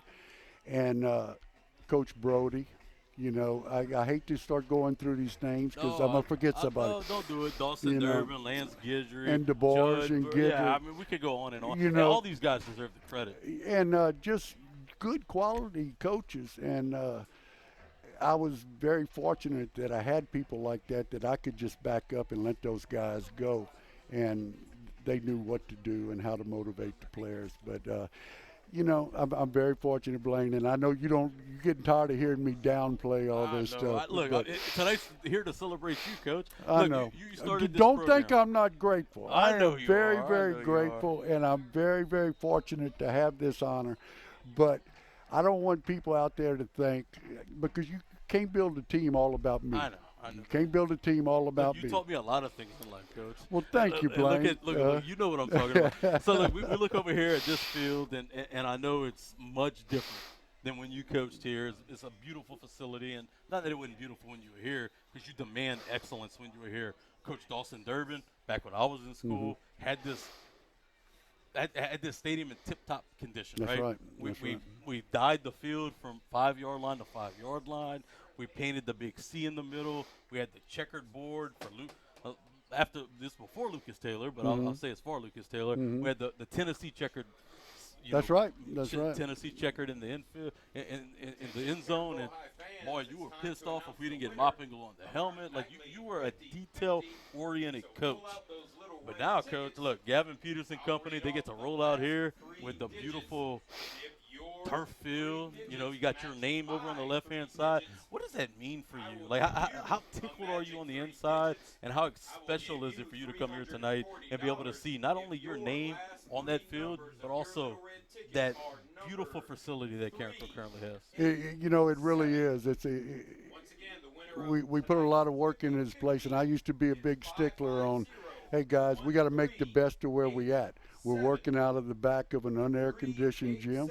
We just got to make it happen. And to see this, I told Mr. Touchette, our new superintendent, earlier tonight and earlier this season, it's a very, very refreshing sight to see schools in Lafayette Parish get the kind of facilities they've deserved for a long time. And Coach Peters and them are just in the beginning, and, we're going to have a fine football team to put on that good-looking football field here before it's over with. I'm going to let you go real quick, but I want to talk about another Carencro legend, one that might get looked over a little bit. Coach Billy McCall back at Carencro Middle School. I'm glad you brought Billy up, Blaine, because, I was having lunch with some of the guys today at lunch, and they were telling me some of these old stories about me, and I don't remember them the same way they remember them, but, and after hearing a couple of them, I told them, I'm glad you guys still talk to me. But, Billy, one thing Billy did with those kids in junior high is he demanded discipline. He demanded quality academics, and he worked them as hard as any junior high coach can work kids. And by the time they got here, they knew how to work. He made our job so much easier. They knew how to work. And he was also here every Friday night with us, so the kids that had played for him, they see that continue, the program. And he ran our plays. He was very, very overqualified to be at a junior high school, but, he was the best, best at what he did. If I could ever drag him out of Thoroughbred or over there in Carencro and bring him over here and sit next to me for an interview. Oh, he'd I don't be know awesome. if Aaron or Miss Billy will help that one day, but I would love to, or Miss Joe to help that one day, but I'd love to have Billy stand next to me and talk to me. No, as well. it would be great. We'll get him out. We'll get him. He deserves but I understand where he's at. You spend all that time over the deserves it, years. man. That's right. He was the best of the best. Coach, from all the Carencro, I want to Thank you, Blaine. From not only when I was here at Carencro, but my whole childhood. Thank you. It was a beautiful place to be here on Friday nights, and I feel indebted to you for my love of football and my love of Carencro High School, and it's really an honor to be able to talk. And look, I have goosebumps talking to you right now. It really is an honor, Thank you, and Blaine. I owe a ton to you. I appreciate it, Coach. I appreciate you. Well, Thanks there a you lot. have it. Coach Mac Barus hitting off on you tonight. And let's not forget about the best stat guy who he makes y'all's radio station. So, I mean. I couldn't sound like I was smart ever. Coach. Joel's been here forever, and if anybody wants to argue with any stats or any one-loss records and stuff, don't, because he's got it right already. It's funny when Gavin sent me the thing about my wins and my losses. I never paid no attention to that, and he told me that, and I'm like, ain't no way. So I went back and I added up all the seasons, and he hit it dead on the head. And I mean, this guy's phenomenal, man. It's unbelievable. And again, that's part of the thing that makes this place so great. But so thank you, Joel, and thank y'all for what thank y'all you do. for bringing it all together, Coach. And hey, if I had a hill to stand on, I'd beat my chest to get you in the Louisiana Star Hall of Fame. You're much deserving more than any high school coach in the entire state, and one day I hope to see you there. Thank you, Blaine. We're going to wrap it up right here with Coach Mac Barus right here on your home for Carencro High football, the real Z 105.9.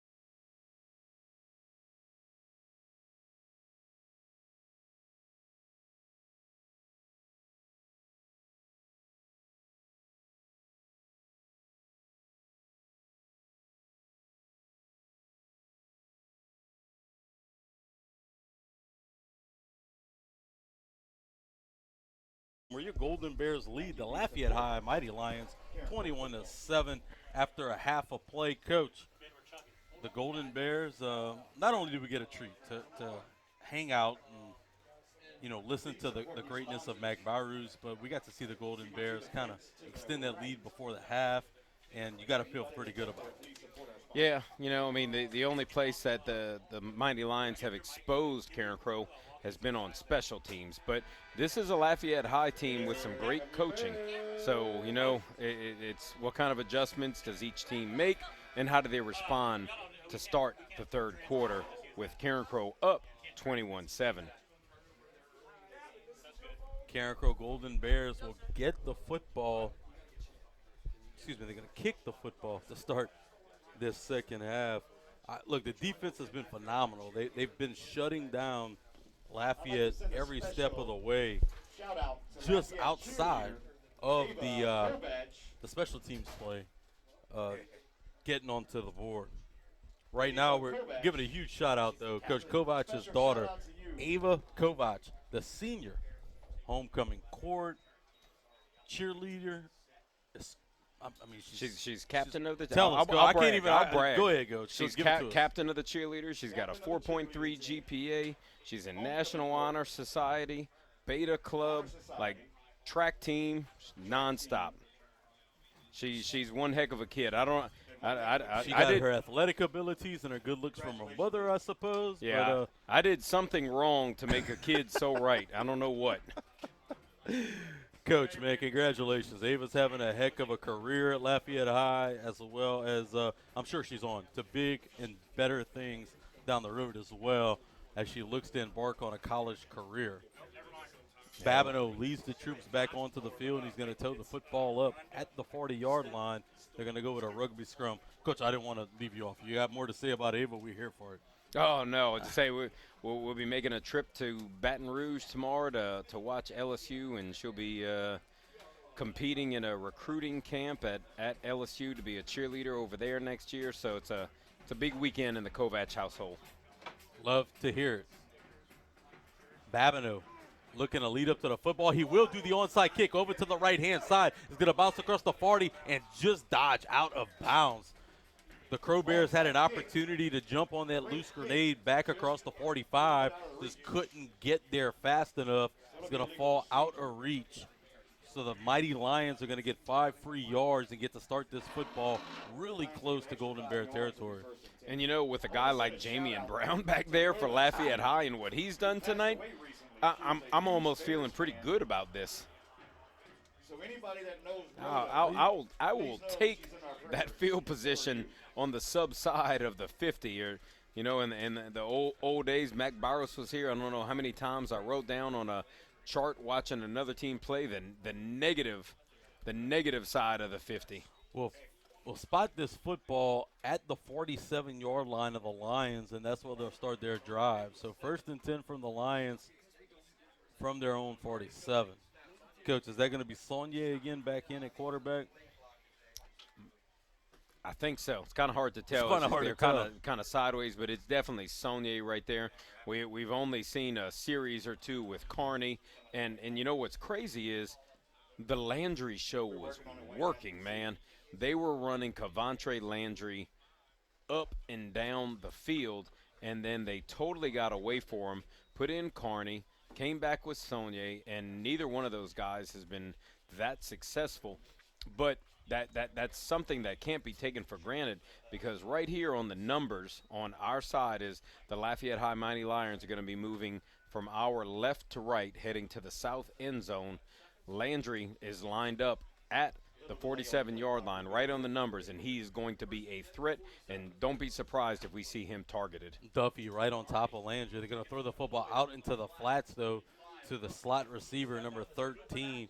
That's going to be Kamari Boyd, who's going to catch it and bring it across the 50 to the 47 of the Golden Bears. So wait, how about that look? One of the reasons we were having a hard time is that 15, Carney, was in at quarterback, and then guess who was offset to him was Saunier, and then Landry was split out. Everybody's on the field, Coach. Everybody's on the field. That presents some challenges, but we haven't seen Lafayette High do anything kind of tricky or shady with that. Lafayette looking in Carencro territory. They're going to go with a flea flicker. They're going to pitch the football to the running back, and they're going to hum it down the field. It's going to be caught over a Carencro defender, well covered across the 15 down to the 13. He caught that football in between two Carencro defenders. Rontrell Woods and Duffy were in on the coverage, but he high-pointed the football and went up and caught it on the flea flicker. That was wild. Yeah, I have no idea. That's the senior tight end, Elijah Goody, and I have no idea how he made that play. That was absolutely unreal because the Bears read it pretty early. It was a pistol formation with Saunier being set behind the quarterback, and just a quick little kind of almost flea flicker look, a halfback pass, call it what you want. And so, I mean, just completed it. Unreal. They're going to run into Landry across the left-hand side. Didn't find much running room. Jalen Paparoy and company come up with the tackle just shy of the line of scrimmage. It's going to bring up 2nd and 10 for the Lions from the Carencro 14-yard line. I mean, the Bears had that covered, too, Blaine. You could have asked for – I mean, they read it like a book, Coach. I don't know if you could ask for much better. Yeah, I mean – a heck of a play. He was literally bracketed. I mean, guy went up and made it one heck of a play, and that's where the smaller cornerbacks of Carencro have hurt him since week 1, unfortunately. Haven't really been exposed in too many spots since that St. Thomas More game, but they got him right there. 2nd and 10 from the Carencro 14-yard line. Landry's going to throw it out into the flats, in and out of the hands of his receiver. It was Goody who had it across the 10, but he didn't come up with the grab. It's going to bring up 3rd and 10 for the Lions. 10:20 left to play in this third quarter. Carencro has done a good job tonight, and they did a good job last week in bringing pressure, and just the right sort of pressure. You don't have to always get home. No. You got to force him off his mark, Coach. Make people feel uncomfortable, and I think against Barb, they either – hard to say from where we are, but they either went a little overboard or Barb just did a great job of exploiting it. But the last 2 weeks, they've done a really good job of making the quarterback make themselves known. Landry, he's going to flip the football back to a receiver across the right side on the reverse. They're trying to get to the sideline. He will get to the sideline. He's going to go across the 10, back across the 5, and he's going to be finally drugged down at the 1-yard line. I thought there was hold right around the 10, but there's no flag on the play. How there's no flag right there, it is unreal, because there was a Carencro player that was tackled, the only guy that could make a play, and there was no call. I hate to be that critical, but that's an absolutely poor job by the officials. That was one that was pretty obvious. Saunier is going to go under center. He's going to get the football and push it straight up the gut. There will be a flag from the far sideline. It looked like he got into the end zone, but it will be a false start on the Lions. So instead of first and goal from the 1, it's going to be first and goal from the 6. You know, we might joke about statistical data. When we're at Barb, Wake-up call, maybe? we were counting yards being marked off, and it was almost kind of comical. But I've got to be fully critical on that. That was a egregious no call. That's a good word for it. Egregious. Once a week, I will teach you There a new go. word. Teach me. It's been almost 20 years since you taught me, and I'm still learning from you, Coach. I'm just still Landry. trying to figure out what you learned. Oh, man. Landry back in the gun. It's going to be a quarterback power across the left-hand side, and he's going to go into the end zone right behind the left tackle, and the Lions are going to cut into the lead. It's now going to be 21-13 with 9:46 left to play in the third quarter. You know, it's tough, boy. You see, 2 trick plays lead to big gains for Lafayette High, and I can deal with the first one because it was a great play by Lafayette High. I just have a hard time with the last one, knowing that Carencro strung the ball out the way that it was supposed to. And I mean, a guy gets tackled. It's hard to make a play when you get tackled. The PAT is up, and it is good. It's now 21-14 with 9:46 left to play in the third quarter. We're going to step aside. When we come back, it'll be CBAP and Gavin Peters' turn to answer on your home for Carencro High football, Z1059.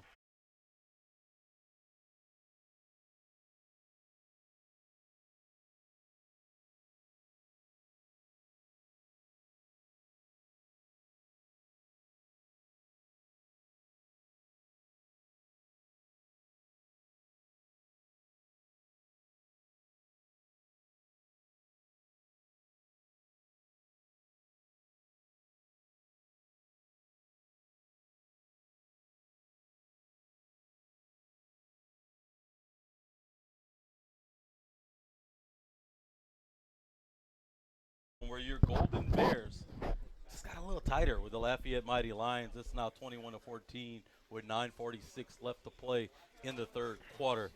Coach, look, there were 2 huge plays on that drive. One, a trick play on the reverse pass that was or a flea flicker pass. Carencro defended perfectly. Kid just made a great play. And then another play that was, I think you used the word Egregious. on the hold call that led to a score for the Lions. Either way, the Lions are going to tee the football off, and Carencro get their opportunity.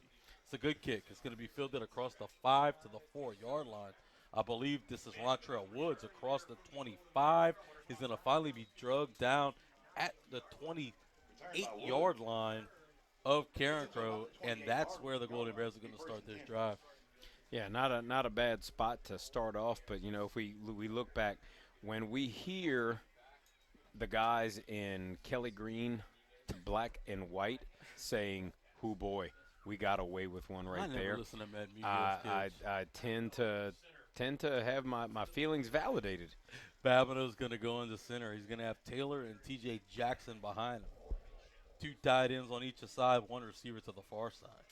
He's going to hand the football off. It's going to be Taylor trying to get the left-hand side. Not much running room. Maybe getting back to the 30-yard line. It's going to bring up 2nd and 9 for Carencro. Yeah, seeing a little bit of the old chop from the Lafayette High defensive line. Not a very respectable technique when you tend to get put in a position where you can't stop a pure run team, especially a split-back veer team.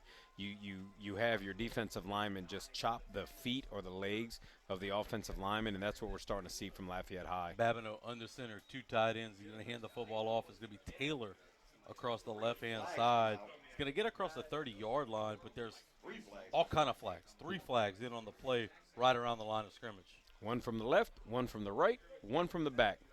So if this is the chop, it'll validate what I said, and guess what it is, partner? It is chop below the waist. It'll be a flag on the Lions. It'll be a 15-yard penalty, and we'll call that a pop of air first down, Coach. And I have to say this as a former high school football coach for at least a decade. I can't respect that at all. I can't respect that at all. You teach your kids to play with technique, and try to be the tougher guy and win the leverage war and move your feet. And when you start relying to tactics like that, which we've seen other schools, there are a couple schools in our former 4A district that are actually just a couple miles down the road that would do the same thing. I'm not no biting. respect. I'm not biting. First and 10 from the Carencro 45. Babineau in the center. Fakes the handoff to Taylor. He's going to throw the football deep. He has a wide open receiver. It's Castile across the 20. He's going to be tackled at the 15-yard line. It's a splash play and a Papa Bear first down. That's huge. And how do you answer when a team starts doing something like that, when they start chopping you? Play action, baby. Play action. If they're all going to bite, send somebody deep. Send the tight end. The blueprint of one of those schools you just mentioned, just north of here, or northwest, if you will. Yeah, it's not too far. They Babineau. Yeah, we shouldn't. Under center. Babineau's going to hand the football off. It's going to be Taylor across the left-hand side. Finds a little bit of running room back towards the middle of the field. He's going to be tackled back around the 13-yard line. Make that a gain of 4 on the play. It'll bring up 2nd and 6. 8:12 left to play in this third quarter. I don't want to jinx it. I don't want to put the Ben Love Gree on it, but I mean, Carencro absolutely has to score right here. Oh you have to nix that little bit of momentum that Lafayette High got on that last series. You have to end it here, get in the zone, keep the two score lead. Babineau under center. Jackson and Taylor behind him. He hands it off to Taylor. Taylor dodges the tackler at the 12 and darts it back up the field. He tackled at the 9-yard line. It's going to bring up 3rd and 3 on the play. 7:30 left to play in the third quarter. Feels like 4-down territory, Coach. Yeah, there's no doubt. We've seen Matthew Latham come in as of last week and hit a field goal from this range, but you know, going back to what we were saying earlier, you got to score. You got to get 6 right here. Babineau back under center. He's going to hand the football off to Jackson straight up the gut. He pushes the Powell pretty close to the line to get. He needed to get to the 11. If it's a spot on the left side, it's a first down, but if it's a spot on the right, it might be a half a yard short. They are going to say he's short. It'll be 4th and a half a yard for Carencro. And that's where the technique that Lafayette High is playing, as they're going low now, it makes it hard to get the yards up the middle. And Jackson kind of leaped right there to get over him, and it didn't help him. Immune in the backfield now. They're going to give it to Immune. They're going to keep it along the outside, and Seaback is into the end zone. It's a Dr. Briscoe chiropractic touchdown. Babineau keeps it along the right side. The Golden Bear strike. I'm about to say, sorry, partner, I didn't mean to cut you off right there, but I just wanted to say that's a classic example of getting out-coached. Suck them in, hit them wide. It's now 27-14. Carencro, Melanson Funeral Home, PAT pending. Yeah, I mean, you're gonna play that way? Well, Gavin Peters has something for you, buddy. Seabath is gonna get the troops to retreat to normal. PAT formation. Latham is going to mark off his steps. Babineau checks him as he awaits for the snap. Snap is down. The kick is up. And the Melanson Funeral Home PAT is good. It's 28-14 with 6:37 left to play in the third quarter. When we come back, it'll be the defense's turn. On your home for Carencro High football, the real Z 105.9. This is the best transition of the time.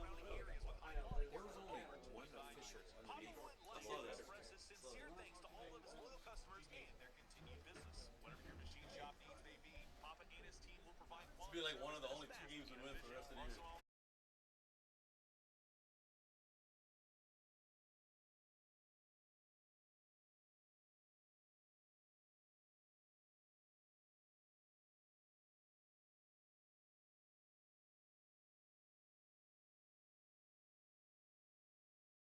Your Golden Bears just extended the lead. It's now 28-14 with 6:37 left to play in the third quarter. Coach, that was a pretty solid drive where you saw him do a lot of different things. And like you mentioned, you lull him to sleep, beat him in between the tackles, and you pull that puppy out to the outside. Chance Babineau, ton of greenery for the touchdown. Yeah, Lafayette High said they were essentially going to sell out to the run up the middle, and Gavin Peters and Chance Babineau, and go back, we used to say when I was in middle school, psych. You thought we were coming? Psych. We gotcha.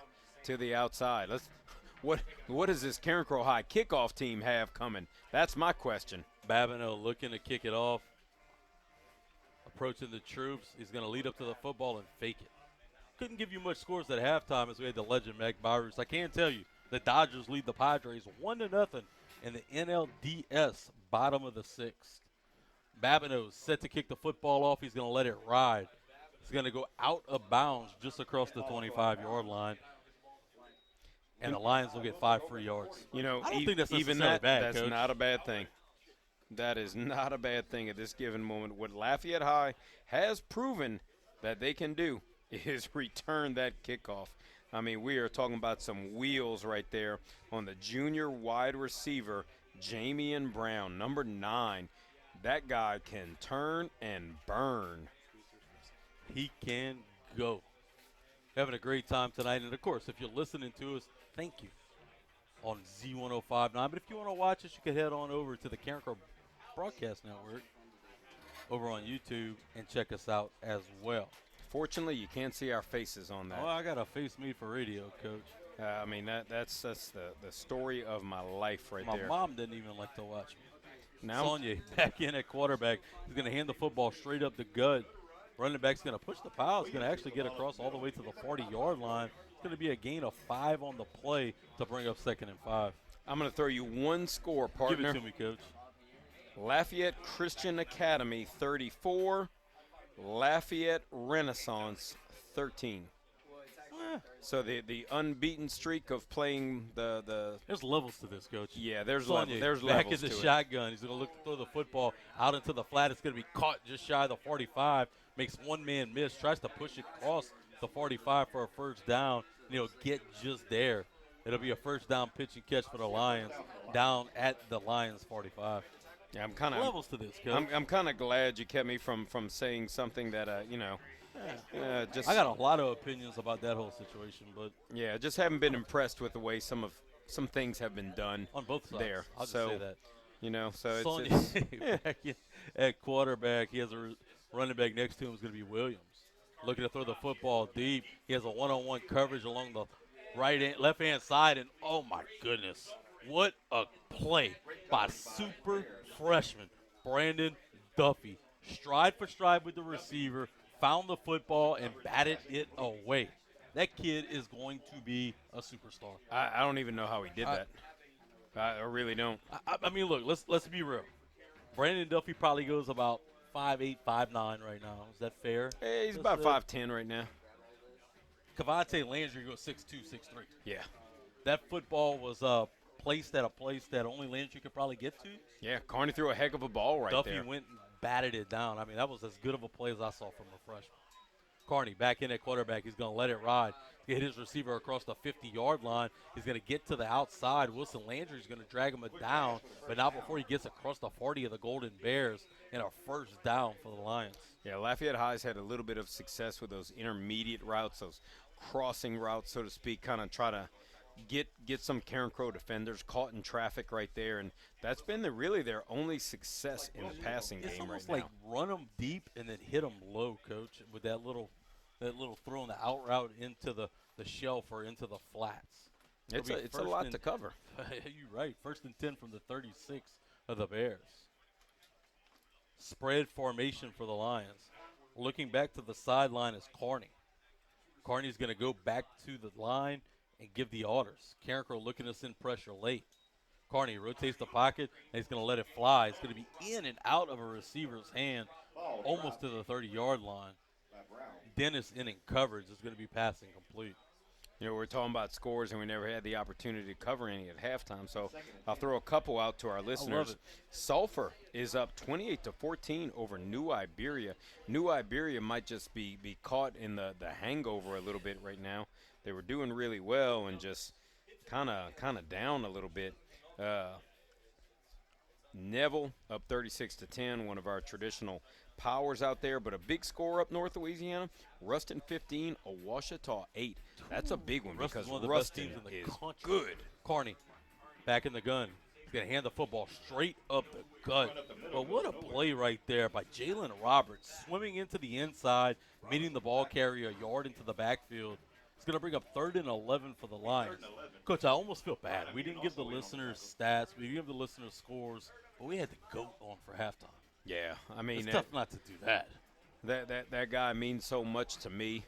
You know Mac Bowers was in my wedding, right? Man, Mac Bowers is one of my top 10 favorite people in the world, man. You know his mother found me the house that I'm in. Like, I mean, the ties run deep. The ties run deep with the Kovacs and Bowruses. Having him on and spending time in the coaches show on Tuesday, man, talk about mean the world to me. Carney back in the gun, but before he could get going, it's going to be a false start on the Lions. So instead of 3rd and 11, we'll now march it off to 3rd and 16 from the Carencro 42-yard line. 4 minutes left to play in this third quarter. Talking about people who are good, you know who's good? Acadiana. Oh, my God, they're so Acadiana's good. I mean, good. Acadiana went to Ruston and played them to the brink. I mean, Yeah. that's a They Ruston team. should have won That's if, a good Ruston. from everything I heard and read. That's a really good Ruston team. They're up 35-0 on Barb right now. Carney back in the gun by his lonesome. Looking to throw the football deep. It's a tunnel screen to Brown. He catches it just shy of the 40 and then tries to dart back inside. Not much running room as Carencro's able to drop him at the 39-yard line. It's going to bring up 4th and long with 3:20 left to play in the third quarter. I'd imagine the Lions offense will stay on the field. Come on, Bears fans. You know, Score it we down. talk about Acadiana, we talk about Barb, we talk about District 3-5A. The Bears' toughest games are definitely ahead of them. You know, Southside right now is up 32-21 on a really good Sam Houston team. It does not get any easier with the sledding from here on out for the Golden Bears, man. Carney looking towards the sideline. He's all by his lonesome in the backfield. He has a couple receivers to each side with a tight end near tight. Gets the marching orders and gets the snap. Looking to throw the football down the field. He's going to be flushed out of the pocket. And Caden Castile didn't get him down, but Ja'Kalen Roy does. Big-time sack back at the 44 of Carencro. Got him down. Turnover on downs for the Golden Bears. You know, in so many aspects, this Carencro team is getting better week by week. And we said it. We said they were going to get better week by week. But you're starting to see the more tangible results of them getting better. And if they can continue to play at this pace, if they can get a little healthy, they got a lot of guys banged up right now too. Man, this is a Carencro team that can, but they have to. They have to pick up some big wins. Drive right here, though. Carson Gursey is going to come in the quarterback for Chance Babineau. He's got a couple receivers to each side. T.J. Jackson to his right. There's going to be a flag before we can do anything. False start on the Bears. There's going to be a false start on Carencro. Before we could even get set, there's a false start penalty on Carencro. And quickly, they're going to get 71 Mr. Finley off of the field. So, boy, I honestly, I don't know I what don't he think did. you call that.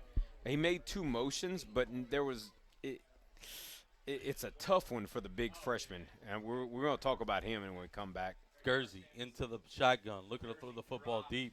Steps up in the pocket. Now he's flushed to his right. He throws the football away. I don't know that. They're going to call it an incomplete pass. Did that football get out? I don't know if he was out of the tackle box, Coach. Did he get past I the think line he of was. scrimmage? I think he fully got out of it. I mean, the kid's a headsy player. He knows he's been doing this a long time, even though he's just a ninth grader. He's played was at close. a high level, outside of traditional middle school. But, another freshman that was in, we just said his name, was Mr. Finney. Mr. Finney goes 6'4", 6'5", 275, Ain't missing a and cat he's like a that. ninth grader. Babineau's going to come back under center. Jackson and Bayham behind him. Duffy to this left-hand side. Babineau sets the line of scrimmage. He's going to hand the football to Bayham along the left-hand side. Bayham's going to be drugged down behind him. It's going to be a loss of 2, maybe 3 yards on the play. It's going to bring up 3rd and 16 for the Carencro Bears. Yeah, if old Mac Bowers was on the sideline right now, I can tell you that number 75 for the Golden coming Bears, out quick. he might be coming out or he's going to be getting that earful because he got blown up in the backfield. I bet your Rip would have a lot of fun with that in tomorrow morning's film session. Oh yeah, there'd be some words. There might be a little bit of running after that. We can't talk about that on air, Coach. No, because young man got blown up, sent in the backfield, and that's what knocked Bayham off of his course. Guernsey and T.J. Jackson in the backfield. Babineau, the receiver to our left. Looking down the field, he's going to let it ride. It's the throw to Babineau. Going to be in and out of his hands, just a little too tall, just across the 50-yard line. Going to bring up 4th down for Carencro in a punting situation with 1:41 left to play in the third quarter. And I'll be honest, and between you, I, and our listeners, I don't understand the series. You come out with Carson Guernsey and you pass. One run that had a negative outcome, and it was already second and negative, and you've had so much success running the ball. I don't get it. Look, I don't mind the throw. I don't mind that play trying to extend the drive, but the sequence that you talked about is quite weird. Babineau back to punt formation. He gets the snap. He's going to let it punt. It's a pretty good one. Low-line driver. He's going to bounce at the 19 and be down by Carencro at the 22-yard line by number 27, Deshaun Jenkins. Yeah, Jenkins right on the money right there. Thank goodness, because it was a pretty good kick right there by Babineau, but it just took that. Normally it takes that good Carencro roll, and that one time it just kind of whooped up. That one was a little different. If I could only get my 9-iron and my wedge to peel back like that, I would be. If I could have, huh? If I was 6'2", it'd be a little different of a story. All that I could be a halfway bad golfer versus a fully bad golfer like I am now. If I could play the slice a little bit better, then maybe I could be a 70s golfer. Man, or even an 80s golfer. Is that on the first 9 or what? Lafayette High coming back onto the field. Carney's going to remain in at quarterback. He's going to stay in the shotgun. There's a couple of receivers to one side, one receiver in near tight. He's going to hand the football off. He's trying to get to the outside. He's going to be swallowed up in the backfield. Rontrell Woods, Brian Immune and company drop him for a loss. It's going to bring up 2nd and 11 for the Lions from the Carencro 17. Excuse me, for the Lions 17. I'm not sure on Lafayette. I love what Lafayette High is doing right now. Just from a Carencro standpoint. If I was a Lafayette High fan, I don't know that I would like that, because I don't understand leaving Carney in the game, because they just become so one-dimensional. But you want to throw the football. Carney's going to do that just now. Looking to throw the football. He's climbing the pocket, but he's going to be swallowed up. Castile got there first, but a host of Bears clean it up. Big-time sack is going to be a loss of 4 on the play and bring up 3rd and 14 from the Lions from their own 15-yard line. Jacqueline Pop Roy, also Camden Richard in on the sack. You know what a lot of young coordinators tend to do, Blaine? They panic. And it's a 2-score difference right now with a lot of football, with 12 minutes of football to play. And you really get one-dimensional when Carney is in the game. They do not run the ball a whole heck of a lot. You've got Ford, Xavier Williams in, junior running back. They just don't – he doesn't see a lot of carries. Looking to throw the football, and he has nowhere to go with it.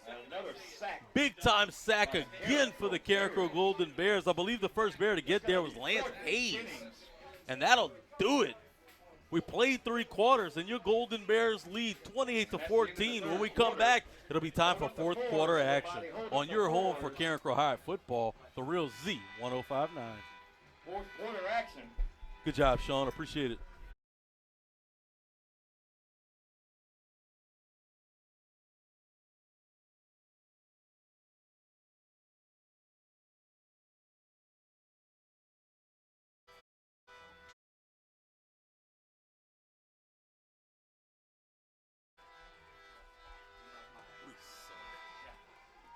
Fourth quarter action. We're better.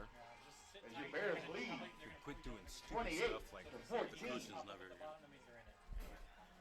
We're 12 minutes away from victory. Coach is not good. last series, I do not understand. And I sure don't know. Panicking. They're panicking. They're thinking, gotta throw it, gotta throw it, gotta throw it. I'd like to thank Get You're in the game. Cavante. Carencro keeps doing stupid shit. Get They usually stay Cavante in the game. Landry in the game. And He run got to the be a damn quarterback. I ball would again. not take him out from quarterback. Flavier. No, he would stay in a quarterback the whole time. He's got to touch Would it like every to time. thank Every our play you should touch it. councilman, Every play. He's an Jordan athlete. Arsenault. Welcome back into the open air Crow Dome, where your Golden Bears lead the Lions 28-14 as we start fourth quarter play. It'll be fourth and from here to Youngsville from the Lafayette High 12-yard line. Interesting just how where every team is. That was undoubtedly going to be the end of the quarter right there. Lafayette High was punting on fourth down, and the time was expired, and the Lafayette High players still ran out to the wrong side of the field early on. You just got to wonder about the mental state right now of this Lafayette High team. It's going to be a long line drive punt that's going to be bounced at the 40 and take a really good bounce for the Lions, who retreated Duffy almost back to midfield. Carencro Golden Bears are going to take over in Lions territory at the 49. Duffy always leaves me wondering if he's going to pick one up, and I'm sure the coaches kind of bite their lip a little bit every time the ball gets near him. But I got to tell you, Blaine, there have been some guys in Golden Bear history that have made some incredible plays doing that. Keno Davis being one of them, Atiba Dozart being one of them, Theo Babineau being another. Like, those are guys in that Duffy mold that, man, those dudes just make Theo plays. Babineau is the most undersung Carencro player ever. We'll get back to that. Babineau back under center from the Lions 49. Couple backs behind him into the split veer. He's going to hand it off. It's going to be to Mune, who's going to push it down to the 47 of the Lions to bring up 2nd and 8. Theo Babineau.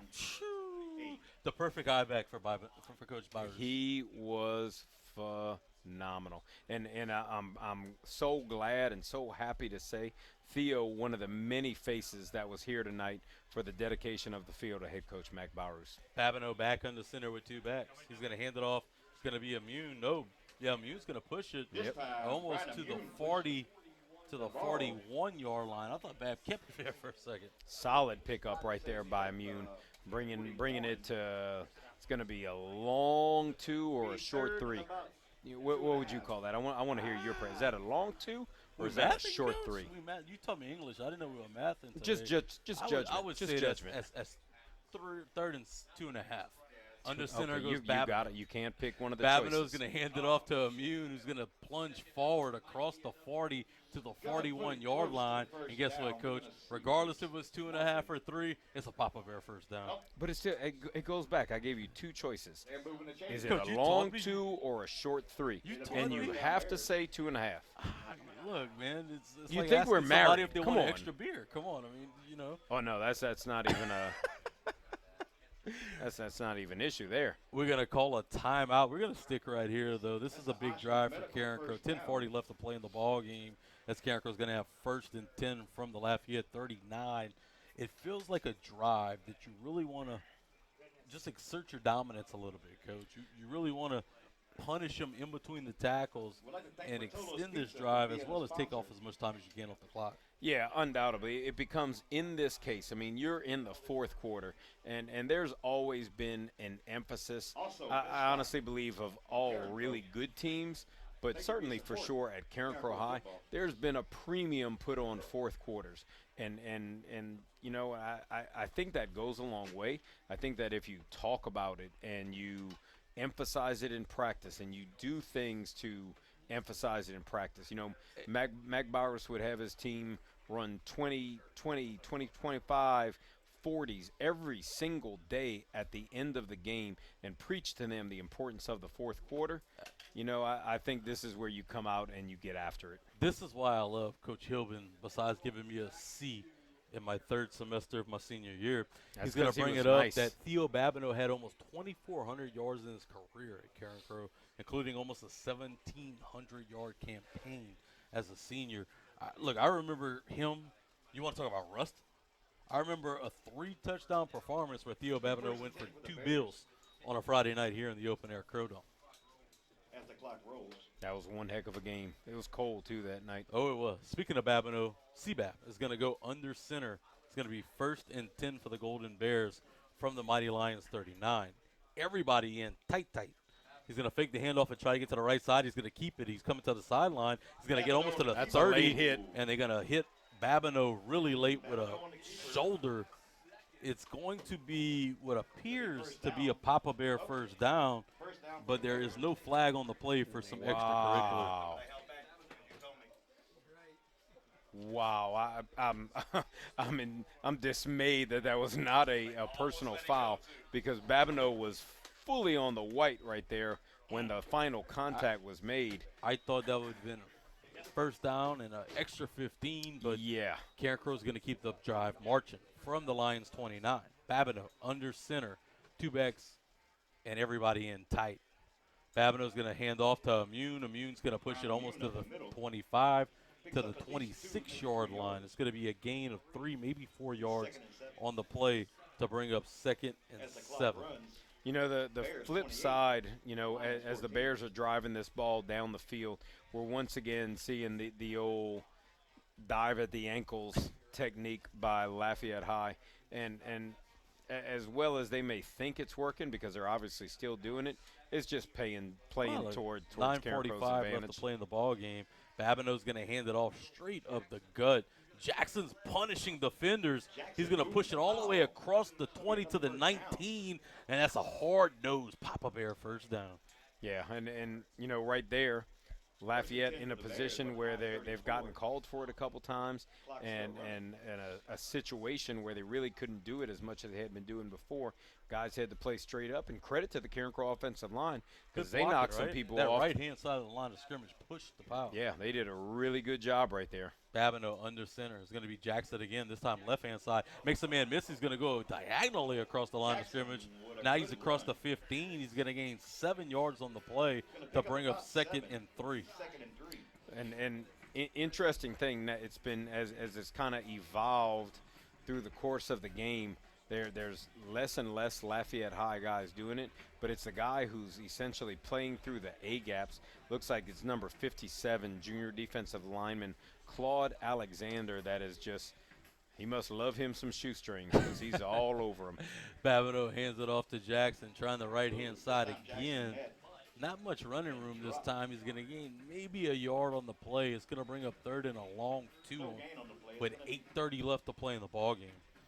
So kind of looking at it, that appears, or it might be, I said that was 57. That might be number 97. That's Emil Cohen. And he's lining up on the A-gap, which is just outside Somebody of the, mama calling you in the morning, Coach. Yeah. It might. He's playing that position for Lafayette High, and it appears to be an actual call. Babineau hands it off to Jackson. He's going to go back inside, finding running room across the 10-yard line, down to the 8. And you know what you call that? I call that a Papa Bear first down. They're just submarining that A-gap, Yeah. and every time that It they leaves do, a big gap, though. it leaves a big gap behind. He's the only guy doing it. And so you see a play like they ran just now, the initial give is going to the B gap, and he's cutting it up right in the A, right behind him, and there's nothing but green space. Emil Cohen's mother is looking for you at the Waffle House tomorrow morning. Babineau under center. He's going to hand the football off to Jackson. No, he's going to keep it.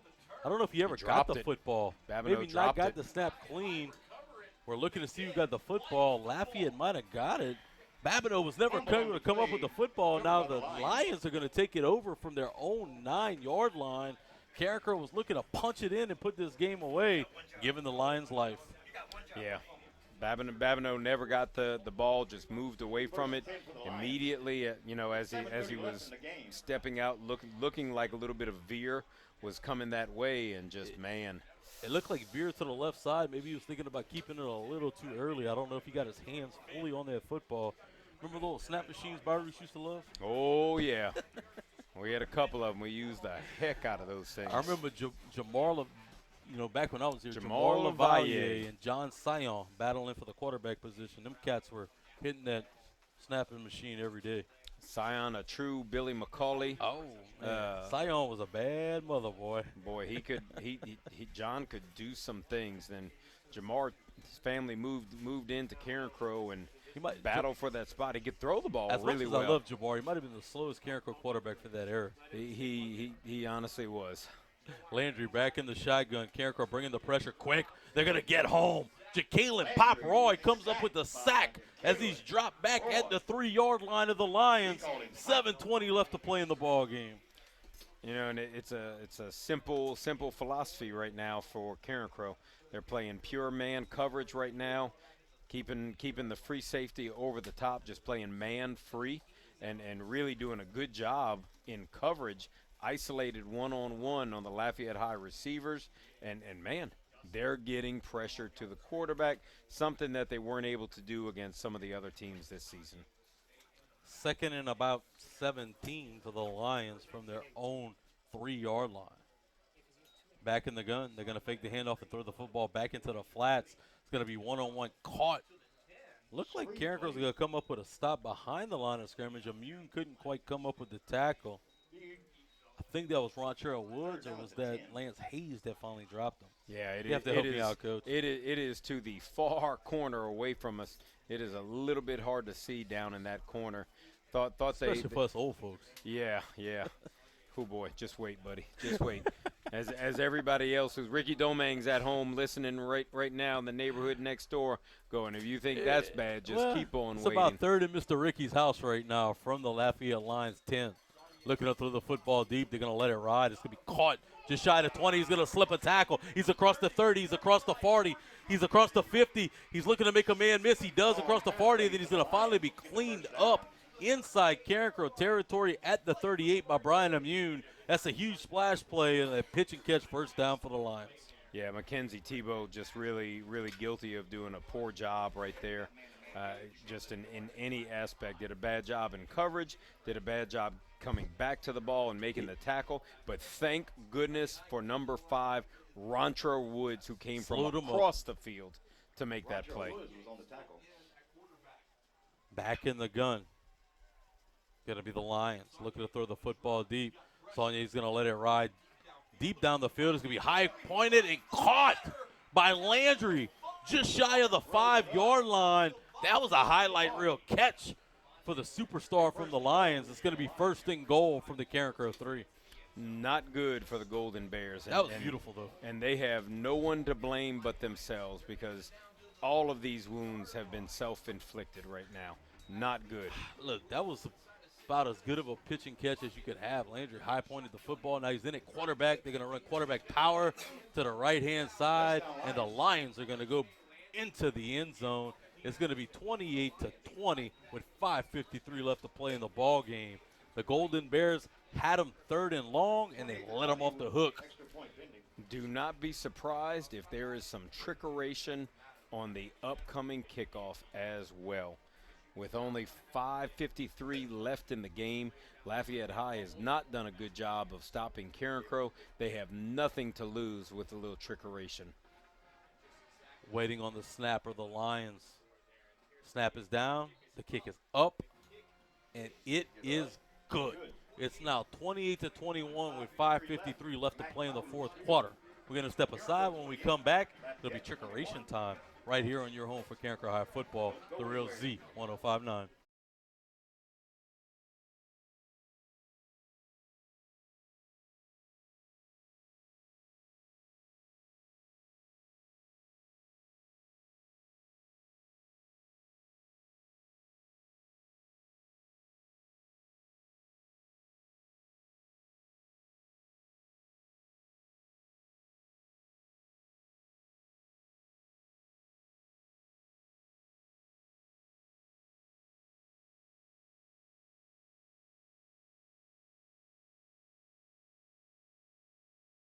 Football on Z105.9. Your Golden Bears lead the Lafayette High Mighty Lions 28-21 with 5:53 left to play in the ball game, and we have the all-important kick coming up, Coach. And like you mentioned, could be a lot of trickeration going on this kick. Number 18, Dylan Doran, is soccer extraordinaire. If I Yeah, think pretty good soccer player from what I know, and I don't like the formation. It's not a safe return formation from Carencro. It definitely has me a little weary right now. There's a lot of offensive and defensive linemen up in between the 45 and 50, and not enough backs for my liking. Doran waiting for the whistle. He's going to get it. He's going to point to his left and now his right. Looking back to the sideline. He's going to lead up to the football. He's going to kick it deep.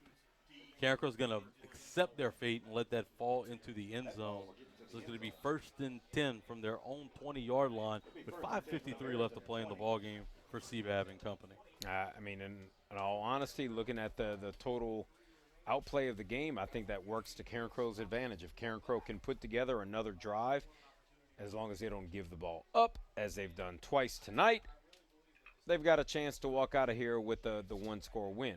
Should be a 3-score win, but it's neither here or there. Babineau's going to go under center, couple backs behind him, one receiver in to our tight side, 2 tight ends. They're going to hand the football off. It's Immune to the left, trying to get to the edge. He's going to make a man miss and push the pile to the 25, but there is a flag back at the initial line of scrimmage. That's in the vicinity of holding.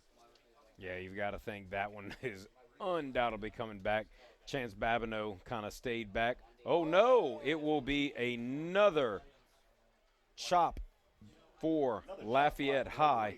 I mean, it's certainly been chronicled well enough, and then that is going to be, I don't want to call it a backbreaker, but it's a back stretcher maybe for Lafayette High, because that was a crucial moment. I mean, you look at the difference of being on the 35-yard line versus where the Bears had originally started this drive from. That is a big difference. First down plus 5 gets you on the other side of the field. Carencro's going to get a 1st and 10 via the penalty. They'll be at their own 35-yard line. With the same formation. Babineau in the center. 2 tight ends. 2 backs behind him and a receiver to the far side. They got hand it off. It's going to be Jackson trying to get to his far sideline. Makes a man miss. Makes another man miss. Darts to the outside. Reverses field. He's across midfield now. And he's going to be dropped at the 46-yard line. And it looks like the ball fell loose at the 46 after he was tackled. It's going to be scooped up by Denarius Chrisman, who runs into the end zone for a touchdown. But the far side referee said Jackson was down. Maurice set the stage. Carencro had it 1st and 10 from their own their own 38-yard line. Jackson made a beautiful run out towards the right side before cutting it back up towards the middle of the field. He faced a thundering hit at the 46 of the Lions where the ball became loose, but the refs are going to say he was down.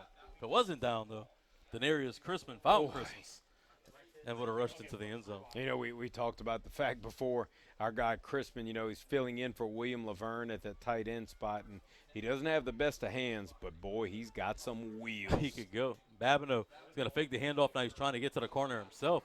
He's going to try to go across the 50. He's going to be drugged down. It's going to be a loss of 4 yards on the play to bring up 2nd and 14 for the Bears.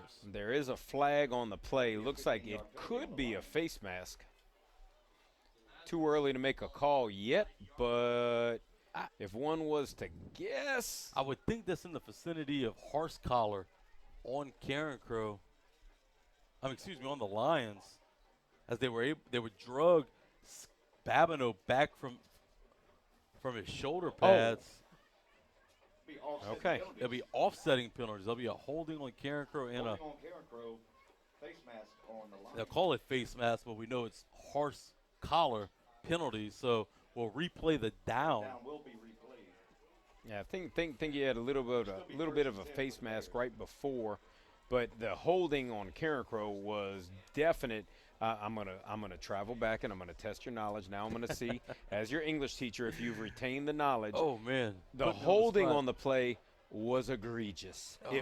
It was a Obvious. Right. very bad play. Yeah, very bad play by Do I a pass with Carencro the semester, offensive Coach? lineman. Oh, 9 weeks. 9 weeks. Babineau's going to go in the center. He's going to hand it off to Immune across the left-hand side. He's going to bring it across the 45. Finally be brought down at the 43-yard line of the Lions. 4:52 left to play in this fourth quarter. 2nd and 7 upcoming. You know, if you're Carencro, you literally want to watch that clock run. You want to drive the ball all the way down the field, and you know that it looks good if you score, and it's a little more intimidating if you kneel the ball on the 1 yard line. But can we get to that point is the question. Babineau, he's going to hand it off. No, he's going to keep it along the right-hand side. He didn't pitches it. T.J. Jackson has it across the 40. He's going to be tackled at the 39 of the Lions. Is going to bring up 3rd and 3 for the Golden Bears. You know, Jackson, you know, he's been so sure-handed. Find me some wood. Where's some wood? I need to knock on some wood. Hold on here. Okay. He's been so sure-handed throughout the year and gave it up tonight. And the first one, I mean, I don't think there was much he could do about it. I think that was helmet to ball, popping that thing up. But, oh, boy, in this situation, he's got me breathing a little tensely. 4 minutes left to play. Immune gets the snap. He's going to bring it across the middle of the formation and across the 35. Make that a Papa Bear first down as the Golden Bears are marching. 3:45 left to play in the ball game. Offense will get to stay on the field. Man, Immune is just tough, Blaine. Warrior.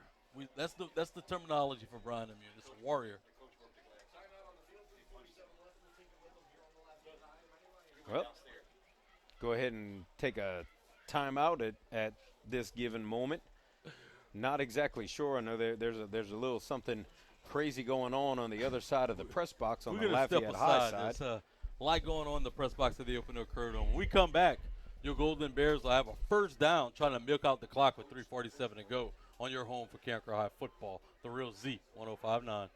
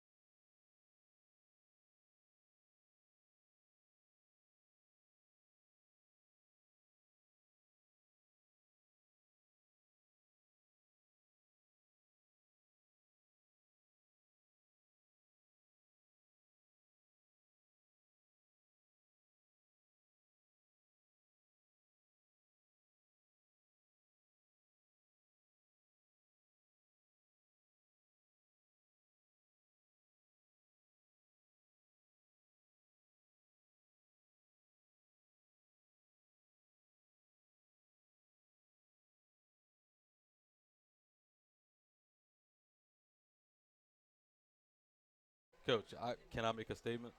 Go ahead and make a statement. I'll Do allow we you ever to have do to so. see these uniforms again, please? Oh, boy, I sure hope not. I can deal with the gold pants and look, the I'm a gold helmets, traditionalist, but please Coach. give me the blue jerseys. Give me something. This is rough, all gold, to be honest with you. I'm more of an old school guy. Savannah Bananas. That's the Savannah Bananas we got from. That's the first our thing eye in that the came sky, to my Mr. mind. Joel Hilbin. When the guys told me what combination, or I guess Coach Peters told me what combination that the kids were wearing tonight, I said, boy, we're going to look like some banana peels, man. And I have to say that it does look better than I thought.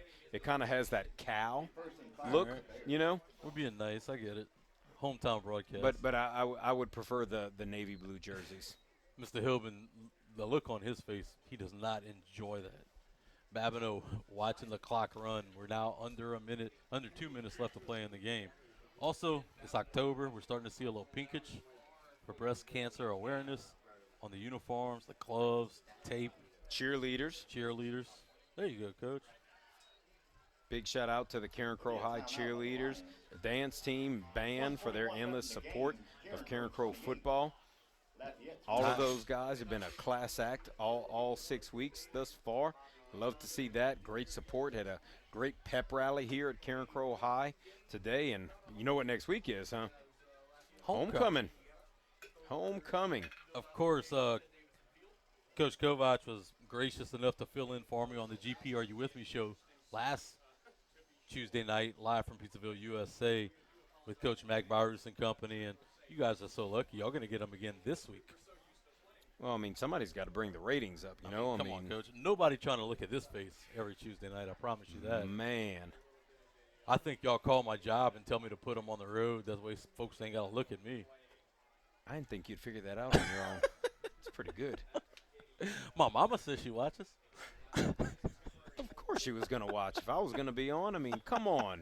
Jeez. I love to hear it. Chris did great, Yeah. Christopher. You watched it. So Coach Hillman says he watches Christopher and not me. Look, I mean, I'm not saying I'm making friends anywhere, but whew, man, just maybe I'm the problem with the ratings all along, Seth. Man, oh man. I'm just so glad that Pizzaville USA was nice enough to give Coach Christopher a booster seat so you guys could see him. Oh, Babineau boy. trying to run It's out the getting clock now intense with in this press box. 1:41 left to play in the ball game. Has a couple backs behind him. It's going to be Immune and Jackson. It definitely got intense in the Lafayette High coaches side of the press box already, but man, it's getting intense on this side now. Hand the football off Immune. It's a man possessed running through contact. He's going to push the foul up into the 11-yard line. Make that a Papa Bear first down, and it's all academic at this point as the Golden Bears will move the sticks. 1:33 left to play in the ball game. Yeah, and it's going to be interesting to see right here what Carencro elects to do. First and 11, you know, you got a chance at having one more opportunity to move the sticks along. You know, will the Golden Bears do that and keep running the ball, or they get to a point and just kneel it and say, let's get the heck out of here, guys? A lot of former Carencro Bears in attendance tonight. Look, we're getting a lot of waves down. I see Judd Broussard down on the track, too. I mean, a lot of guys who meant a lot to this program throughout the 90s and early 2000s. I think this is a testament of who Carencro is, and it's a beautiful thing to see these folks come out and not only support Mac Byrus, but these Carencro Golden Bears and this facility. Yeah, this is a special place. You know, me being a guy who was raised 127 miles away from here, but has called this place home for, I mean, you know, Acadiana region for well over 30 years now, and Carencro High, my home, for 28 years.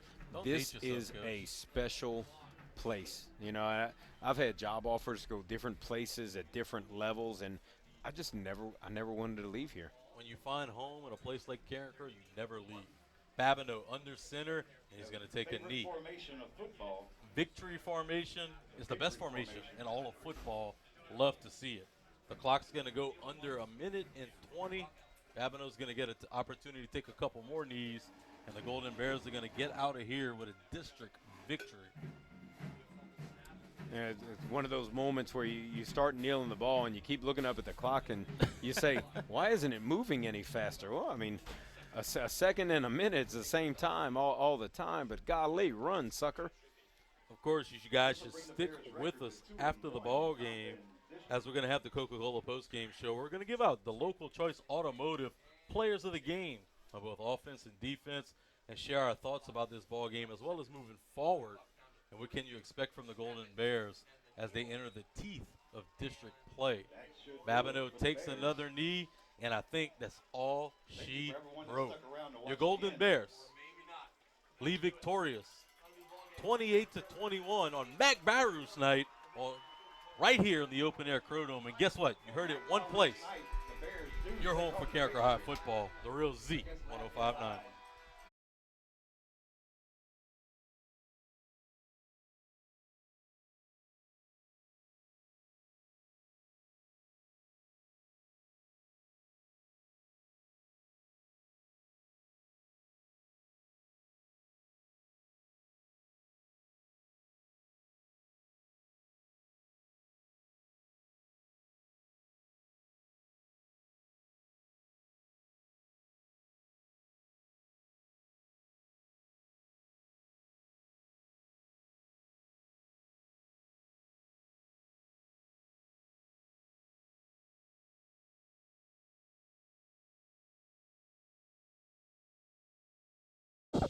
He might.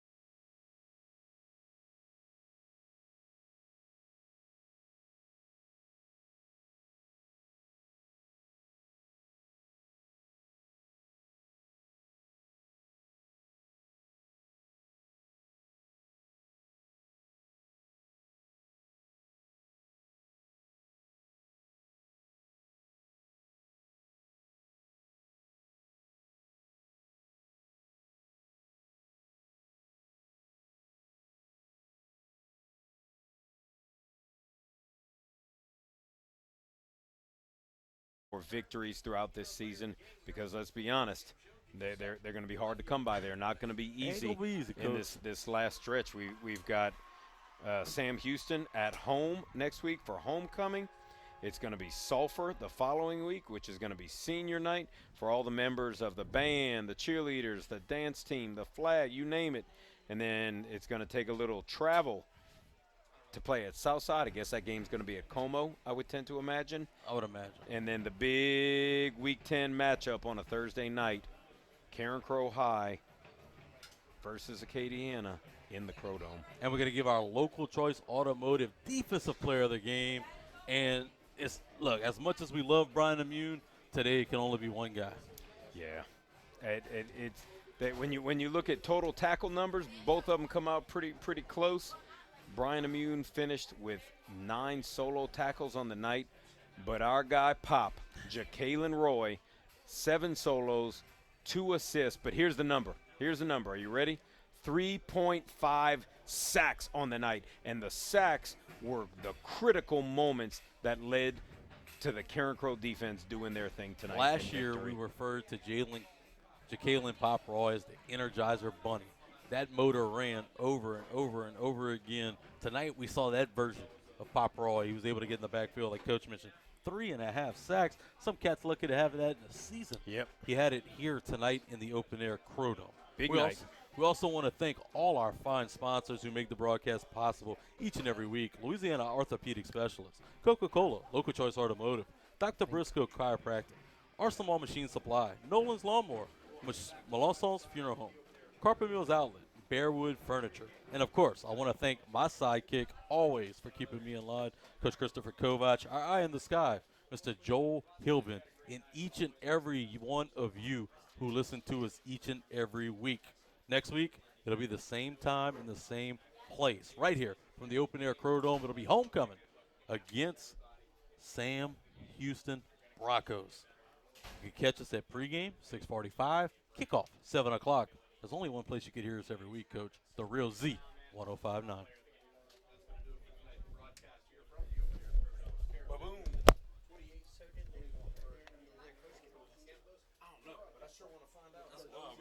That shit got crazy, bro. Yeah. I kind of heard maybe he did. Oh, really? Well, they said I never.